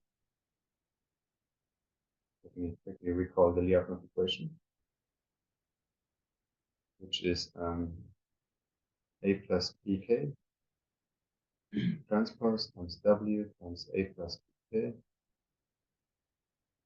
minus w, then there's plus q plus k transpose k is equal to 0. Now let's apply essentially the derivative of the Lyapunov equation. Let's do the differential, essentially the d over dk of that equation. This will give you, this is the product of 3 terms that depend on k. So the first term then will be something like a plus bk transposed times this differential of w times a plus bk. But because the product we will get 2 other terms. There will be the differential of this one. We just put this here immediately, which will be minus w. And now that we put all the other terms here, there will be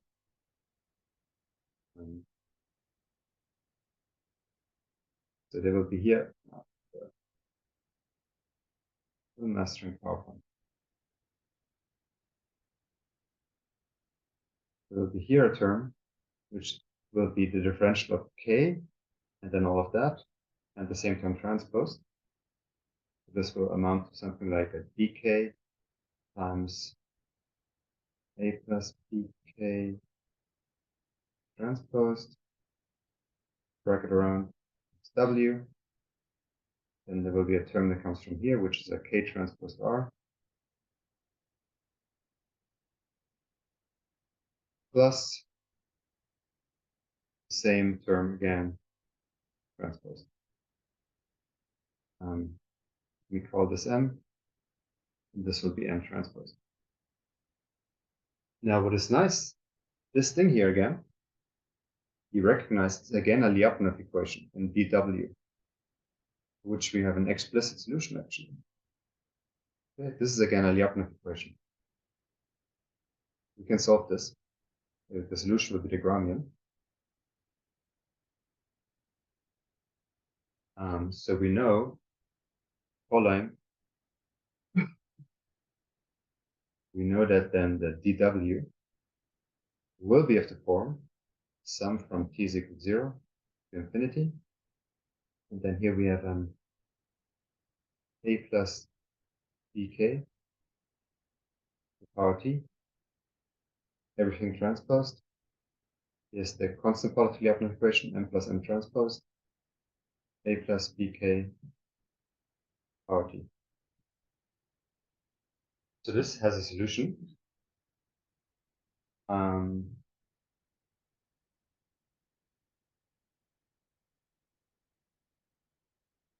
Now we go back into this equation, plug the solution in, and also recall that this here is my x0 transposed. So then I get my dj is actually equal to trace of, and if I put this in trace, the m and m transpose just will become 2 times m. So this is a trace of 2 times m, sum from p is equal to 0 to infinity. And then I'll get this here times x0 transpose, which I can shuffle around.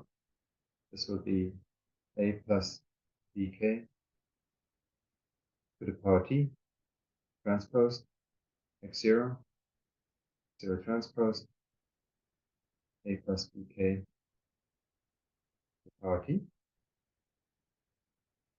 Notice this here is again xt transpose.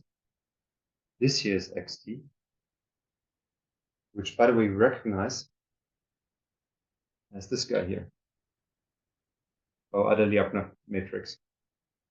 Meaning this entire thing, that's an actually now quite nice trick, will just become something like, now write this m out, will be something like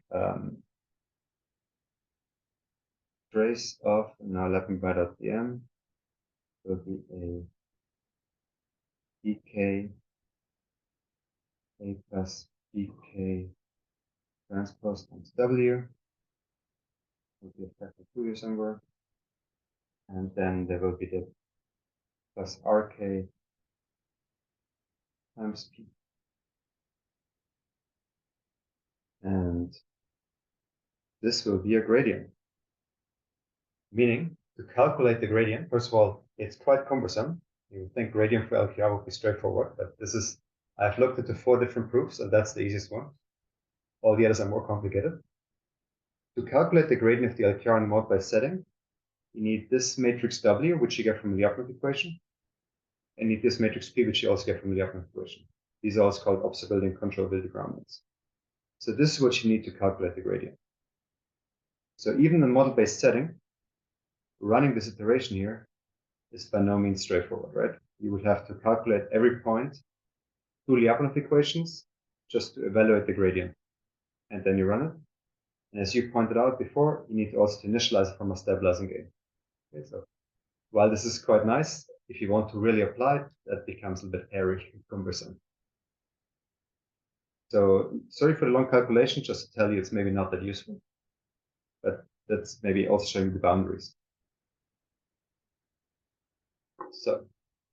So in the model-based setting, you can develop these explicit formulas. And actually, people developed the gradient already in the 70s. I found a paper where they derived it in the continuous time case, but never really used it for anything. But apparently, they already knew this thing. That the gradient need to solve for these gradients. What do people do in reinforcement learning? They apply what they call zeroth order methods. Zeroth order methods essentially is the following. You approximate your derivative just by samples. So normally we would say you have a scalar function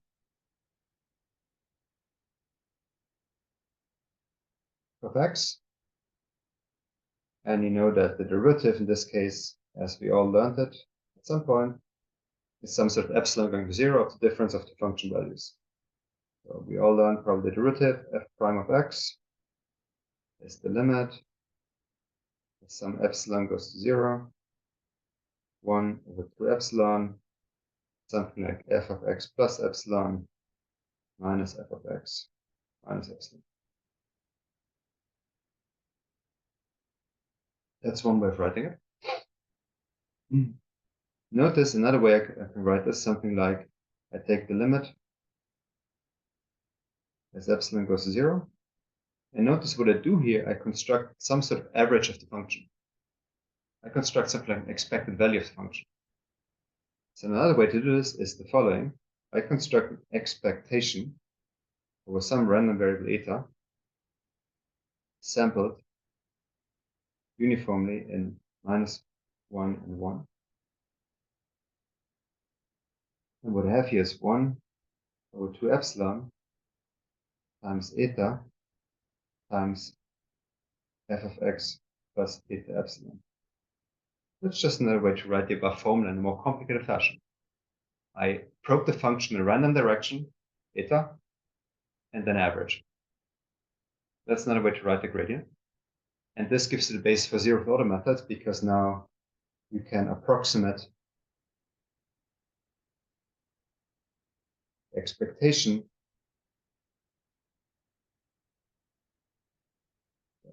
by sampling. You randomly sample the function different directions, you average these directions according to such a formula, and then you get the gradient. Completely model-free. That's used in black box optimization and reinforcement learning quite a lot. So you can do this. So that's what people in reinforcement learning do to construct these gradients. What's the catch? First of all, the following. You probably need, in high dimensions, you need many samples, right? That's one catch. The other catch is, what does it mean to sample the function when your function is the outcome of an optimal control problem? It means you apply one control, you run the system, you evaluate the performance you get, you apply another control, you run the system, you evaluate the performance you get, then you take the average. We need to run a lot of simulations for a long time. Here's an LQR problem. I think it was it's a three-dimensional state space. And you want to get, say, epsilon close to optimality. That's my performance gap.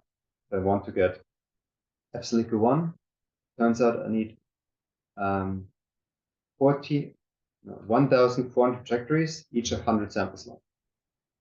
If I want to be within 1% of optimal, I need 142,000 trajectories, each being 100 samples long. So I need something like 14 million samples for a fourth order system to get within 1% accuracy. Takeaway, that's completely useless.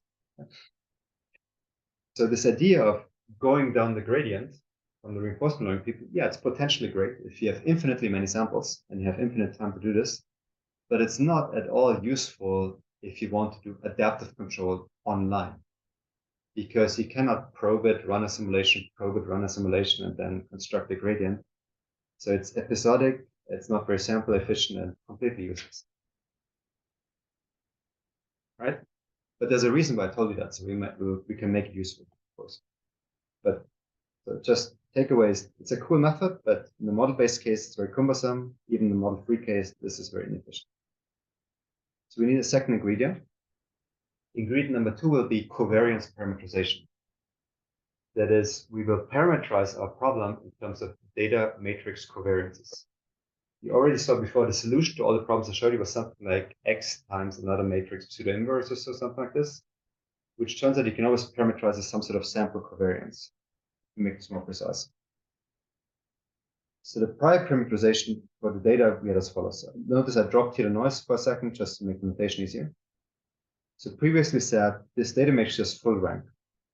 And then the bag of tricks was, then we can replace A plus BK as BA K identity because this matrix is full rank can be written as U0 times X0 times G, which is X1 times G. So I use the equation again. I know the solution to G was not unique. To make it unique, I choose a minimum norm solution, make it robust, which I can do by regularization or just by parameterizing G as this matrix transpose and something else.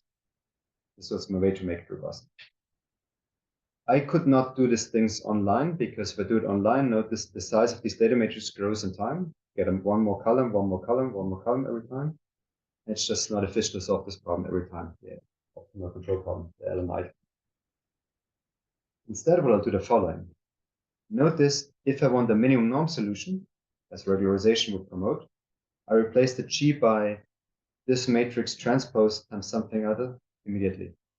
So let me make that parameterization to start with. Let me choose as a parameterization now sample covariance. As I choose my data matrix, as my data matrix transposed, divided by 1 over the number of samples, 1 over t. That's a positive definite matrix, because this matrix is full rank. So let me use this as a parameterization now.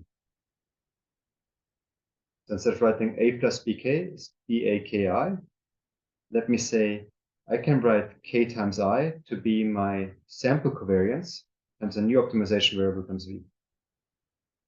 This is now my variable, not the G anymore. Which I can do because that matrix is positive definite, so I can replace Ki by this covariance times V, which gives me this thing here times V when I use my data equation. And notice that this here is just another covariance. That gives you the cross covariance of U0, X0, and X1. So my entire problem can be parameterized by covariances, which would have the following problem. First of all, the fact that I need to regularize to get a minimum norm solution comes for free. I don't have to do anything. These data matrices, even when you increase the number of data over time, remain of constant size. They're always of size n plus m squared, like was this one. Plus, you can do very cheap rank 1 updates for these solutions. So this is potentially a great parameterization of the problem. So you parameterize the entire problem now instead of raw data, time series, by sample covariance matrices. And all the previous tricks I showed you could now again do in this new parameterization. I'll not repeat all of that. Just conceptually, what you do is you insert now, write Ki as your sample covariance times a new variable v, and parameterize your problem like this way. Details are not important. Everything's the same, it can be done. What is important is afterwards, again, you get to a problem where your optimization variable is v. Again, you have the constraint, the Lyapunov equation. You have a smooth cost. And you get an extra linear parameterization constraint, which comes from this here, where you say, I parameterize everything Ki as lambda times e. But now what we try to do is let's apply these, gradient methods on this new problem formulation where everything is parameterized in terms of covariances. So you do the same calculation as I've shown you before, like, take the differentials on and apply it to this new problem. Details are important. It's all the stuff you've seen before in new coordinates. So if you do this, so you run your gradient descent on the new variable v, where you go down the cost function, j in that new variable. But it turns out, compared to the model-based gradient descent, you also have that parameterization constraint where you parameterize everything in this new variable. So you need to project your gradient on such a linear constraint. This is extra projection. But conceptually, it's all the same. You can again show in your optimization landscape is differentiable, get projected gradient dominance. And let's just do a quick case study where everything is offline, no disturbance. And you can show that this again will converge with a certain rate, in this case 1 over k. I don't show you all the details and proofs because they're the same as before, just now written this new parameterization. Okay, so this is offline, of course. So you would see something like this. So you get your gradient descent. Here's an iteration counter. Here's how you go down. And notice I use here 8 samples, not 14 million, 8. Right? So you can speed up this thing quite a lot, as you can see, right? So you don't need the zero order method, 40 million samples. I just need 8, calculate the gradient. Notice I calculate the gradient only once from offline data and follow it. But we also update it, which I'll do next. So we've got now 2 ingredients. We got go down the gradient and parameterize things in the language of covariances. And now, as a last step, I just want to put all these things together, which is sort of the online version of that, which goes as follows. And I realize each of these steps is complicated, but we looked into each of these steps by now, possibly in different coordinates. So we have our closed loop system, or our open loop system. We have disturbance. We have a feedback, and we update the feedback gain every point in time. The way we update this is by going down the gradient of the IQR cost. So to do, I'll get my data matrices, and now the data matrices are growing in time. They become big in time for every time step. What I do from data matrices, I build covariance matrices, our x0 and u0 with the covariance matrix, the same for x0, u0, and x1, which is this one. And you can easily update this with rank 1 updates and get more data. Here's my covariance parameterization. I have my optimization variable is covariance matrix inverse times Ki. I go down the gradient in the v variable, and then I update my control gain. The update of the control gain is just literally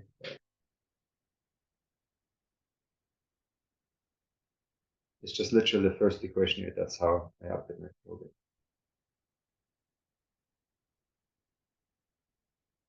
All right, I'll probably switch to GoodNotes again. I don't like the PowerPoint interface. And that's literally all you do. Right? So you get your data, update covariance matrices, go down the gradient, update your control gain. Turns out all of these computations you can do with rank 1 updates of the sample covariances. Don't need anything else.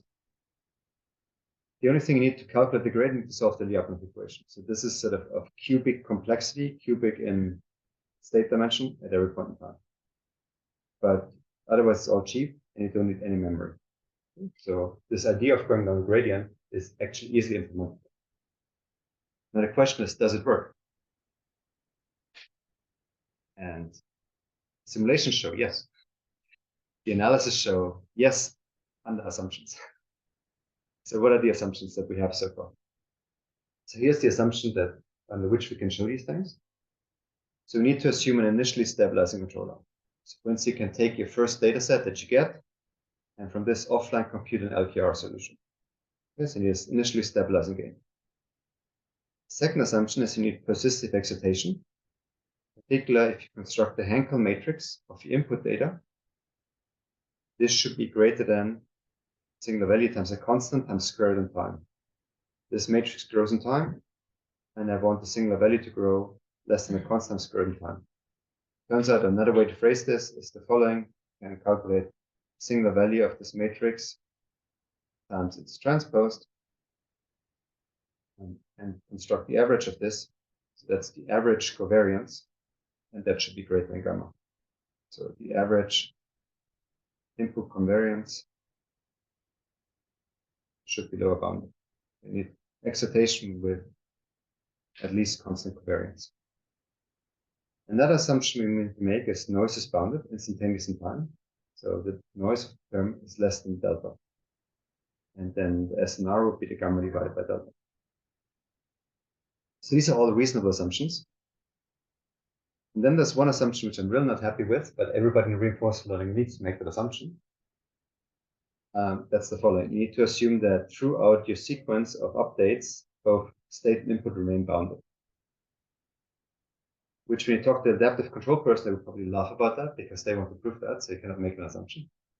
The reason why you need to make an assumption is because while every single controller you get is stabilizing, and you go down in the state of stabilizing controls, it will be a different stabilizing control every time. And nobody knows a common Lyapunov function, all of them. It's called, it has a name actually in the literature, it's called the sequential stability problem. So when it's a sequence of controllers that are all stabilizing, jointly stabilizing, that's when it does exist a common Lyapunov function. The way you get around assumptions is just to make sufficiently small updates. So your step set is small, and then you can show that it's normally true. But I just want feature to try. And then you can show that this thing will actually work. So you measure performance in terms of regret. That is, you compare the cost at time t to the ground truth cost, averaged over time. And then you can show that this regret will actually nicely converge. That is, a bunch of constant that would do the following, would say that your regret goes to 0 as 1 over square root of time. And of course, depending on your noise level in the problem, there's an extra term that accounts for the signal to noise ratio. So there's a bias. Now you can argue, is this a good or bad bound? It turns out, you expect such a bound to happen, right? Mm-hmm. But what is interesting are the particular constant. First of all, this SNR result, since you get more and more data, the signal keeps on increasing, and this will go to 0 under good assumptions. What about that rate square root t? Turns out that's the best rate you can hope for. So if you study online convex optimization, best thing you can hope for if you have a smooth convex function is a regret of square root t, so it matches the best rate you can hope for in the convex optimization setup. So you likely cannot beat that term. Empirically observed that this bound here is conservative, you can probably get better bounds, but it seems to work. Let's look again into the previous case study. Sarah. Let's compare offline LKR versus this. Oh yeah, by the way, My postdoc wanted to give this a name. He called it Deep O. I told him not to. He was so keen on that. He called it Deep O. Data-enabled policy optimization. Essentially, go down the gradient in covariance coordinates. So we compare this to indirect adaptive control, meaning we run a recursive least squares to get bad estimates of A and B, and then run discrete time LPR model-based. So if you just take offline data, this is the performance you get, which is to be expected, because the data you have is only so much, but you accumulate more data, in the adaptive methods, performance goes down. That's expected for the adaptive methods. And it turns out, doing it indirect or direct performs equally well, with the difference being that here I need to solve every time we cut the equations. So the performance of this cheap gradient updates, of course, much, much better in terms of the computational effort, but they perform equally well. You can compare this to zeroth order methods. And, as told you, if you want to get a 1% accuracy in your optimal solution, you need 100 trajectories. You need 100 sample long trajectories and 142,000 of them. So in total, 14 million samples. Whereas here I can get to the same result in 48 samples. Okay, so it's much, much more efficient. That's why reinforcement does not work on real problems. And this has a chance to work on real problems.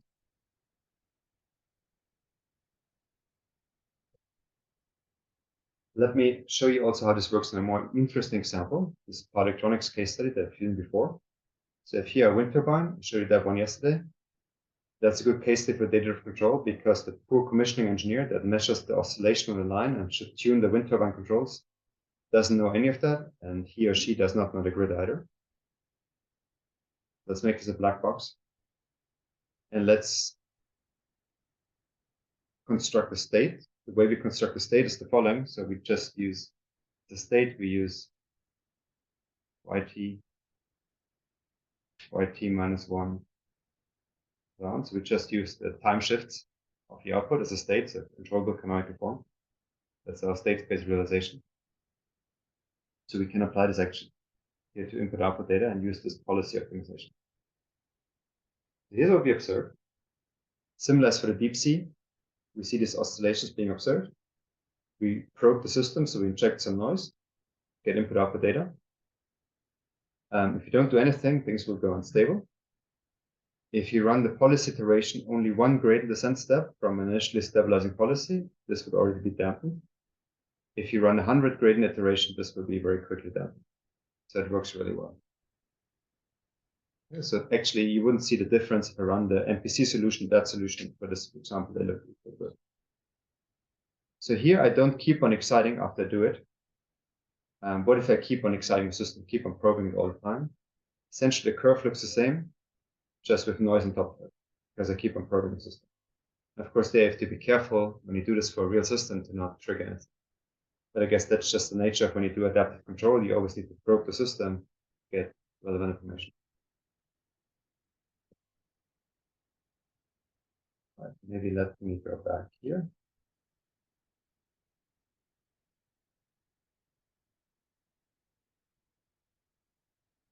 Just to recap. So here's the short storyline. We do gradient descent on our control gain in closed loop. And to make the gradient descent efficient, we parameterize the entire problem in sample covariance matrices. And putting these two things together gets you to a solution that you can actually implement recursively and efficiently. And that's where we stand right now. But it's not fully satisfying, the theoretical results, but it's about the only theoretical results there are for these problems. But I think this is about the only way I know into how to make any of these things really adaptive as of right now. Questions, discussions, criticism, other ideas. Because literally this is sort of a little bit the research frontier.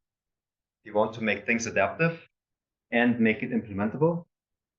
This is about the only path that we figured out that works. We explored a few other paths that did not work. Okay. One question I have, so X0, they are essentially correct, yes. So if I understand correctly, you run the system, let's say, for a million time steps, you have an issue. No, because everything is parameterized by covariance matrices. So the parameterization is this one. This matrix will always be of constant size. And I can just add one more data sample to this matrix by doing a rank 1 update. Essentially, you don't need to construct, let's say, x0, u0 implicitly. No, I never need to store it in memory, nothing. What I do, I only work with the covariances and I keep on updating the covariance. Correct, yes. Yeah. So covariances are just a much more nice way to store data, if you want so. And you know, formulating a problem in your time series matrices or covariance matrices at the end, it's just a matter of notation, but they give you extra benefits for implementing it. I have another question.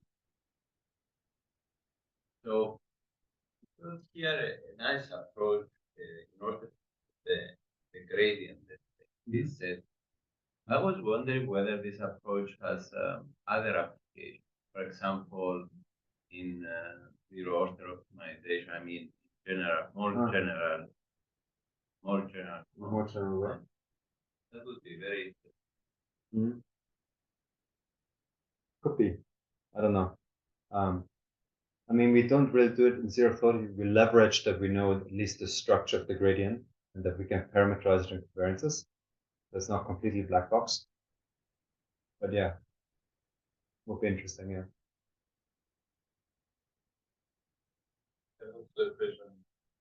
Sure.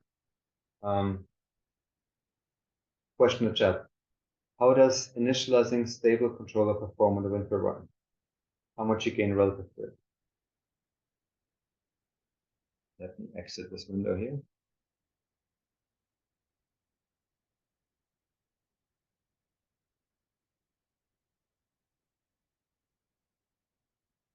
So the question was about the wind turbine, which is this example here.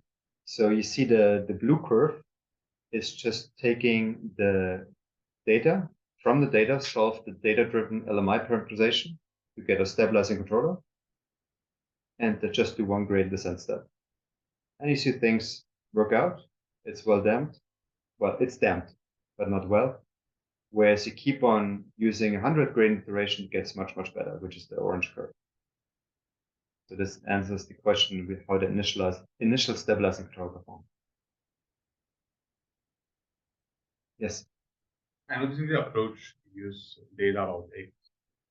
Is it directly extendable? So here we play this trick that I said.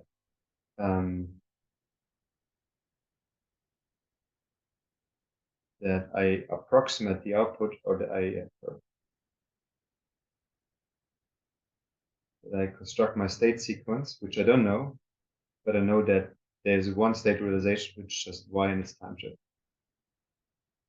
Meaning I give myself a certain order, and then I go back in time and I use this as my state space coordinate. This is one way to do it. But of course, even cooler would be, could you calculate the gradient of the LQG? That is, could you, if you were to know like the full-blown end-to-end Kalman filter LQR solution, calculate the gradient with respect to that one, keep on updating that one in a black box fashion. This would be a probably even better solution. But I don't know how to do it. But this is definitely the next step. Yes. I have essentially not necessarily an observer, but at least know the end-to-end derivative. If you had an observer, what would it be? Try to approximate that one. Yeah. Any pointers for nonlinear systems? One, and also I don't know whether it plays any role when you have some algebraic relationship to your different algebraic systems, you mean? Yeah. On this one, I don't have an answer, to be honest, the different algebraic. So what if your system was nonlinear? I mean, there's different things you can do. Of course, you can just fit your measurements through basis function. That's like the first thing people try normally. Instead of XU, they work with X squared, U squared, X cubed, U cubed, some feature maps.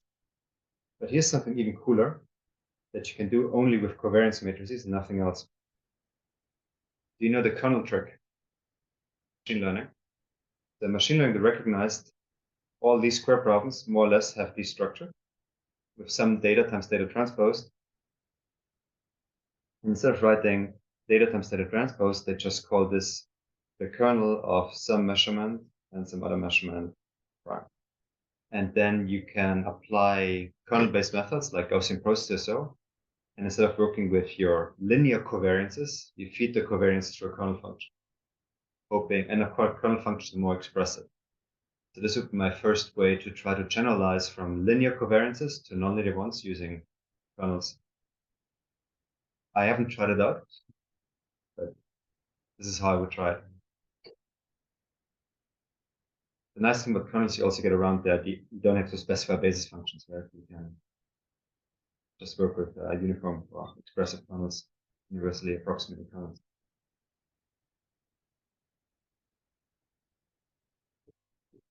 So in this result, you have these conditions on the cost function. You know that it's basically have this shape. Yes. So it's general. Good question.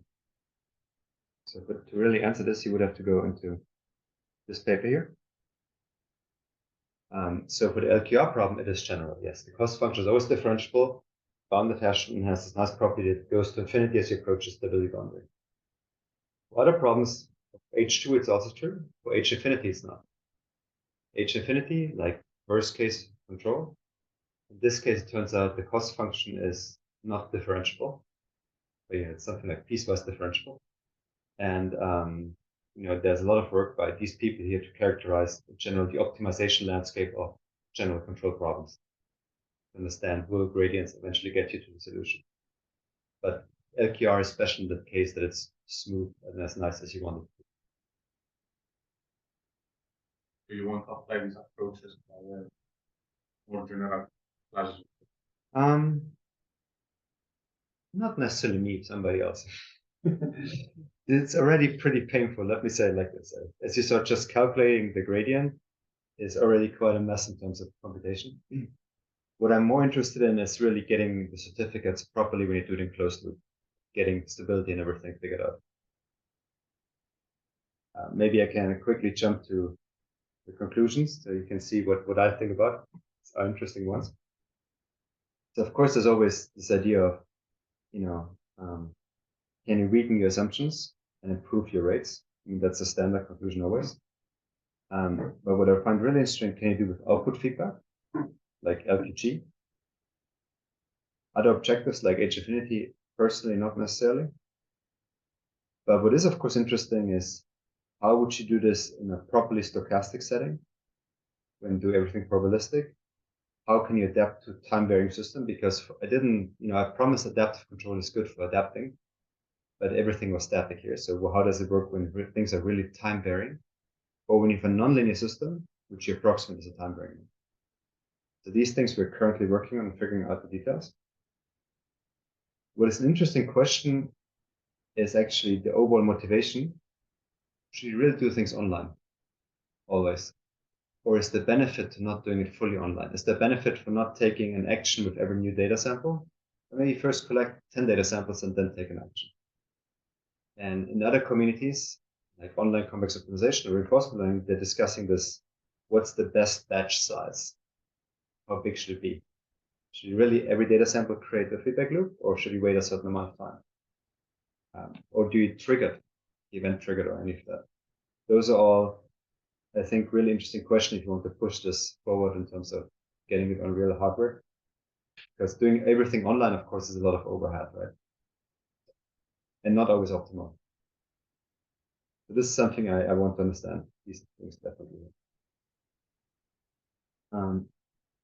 And of course, I want to make it more useful for real systems. What is nice about this compared to the MPC solution, this is cheap. It's just a bunch of recursive simple updates. And I can run this now on a microcontroller in millisecond refresh rate easily. Whereas the MPC solution, I cannot run with that rate. meaning this is much, much more applicable for fast problems. That's the reason why we went there, among others.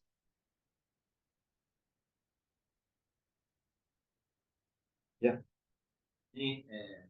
So, do you have any software developed with respect to this? Are there any on?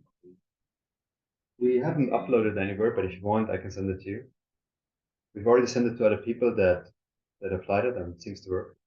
Like some people in Sweden, that the fun story. So Volvo is interested in autonomous bicycles because they have a nice site in Sweden where they do crash tests, and they want to study crash tests of cars crashing into bicycles.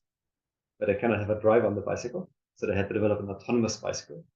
And it turns out it's really hard to stabilize a bicycle and let it drive by itself. And so they're trying out this method to stabilize the bicycles. At least in simulation, it seems to work. So I think the code is running in Berkeley. That's what I'm telling you. You can crash your car into it. Yeah.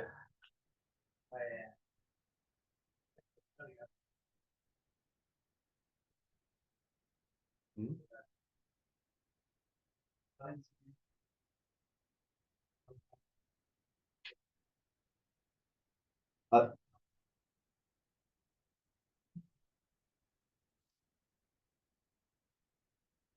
Sure.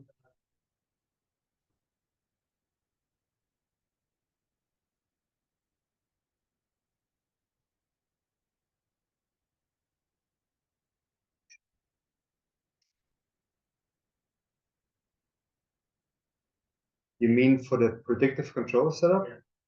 Then I need to change slides, but I know which one you mean. Here, yes. Prediction horizon.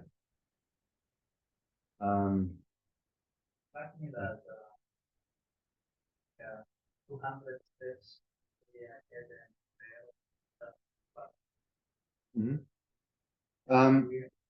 I mean, I can give you the model-based answer. I mean, at some point MPC will approximate the infinite horizon optimal control problem. And if you go a million steps ahead, 1,000 or 200 is almost the same. Right? MPC will actually not quickly, but eventually converge to the infinite horizon optimal control formulation, for which we know there is a constant time invariant solution. And apparently here at around this number of prediction horizon, you roughly get there. So it doesn't help you predict even further forward.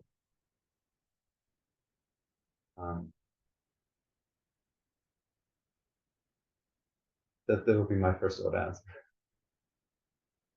Yeah. Maybe now that we came back actually for the big one. Have you heard of anyone using this for like resource allocation, scheduling, stuff like that?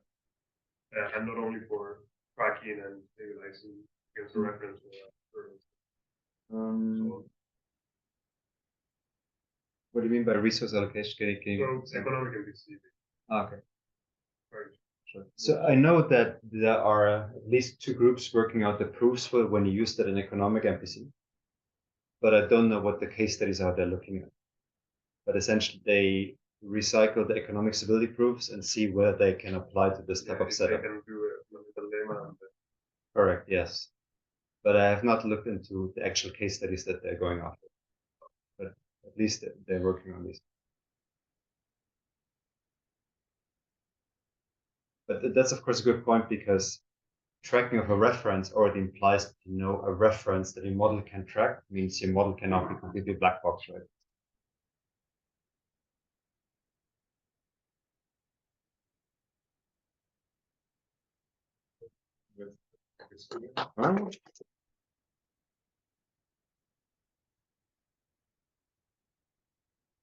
Thank you very much for going with me this 2 days. I realized what I presented to you, especially now in the last 90 minutes, was not very polished in terms of didactics, just because those are all more or less new research results, but I tried my best to make them teachable. But now you really understand what is the research frontier in all of these problems.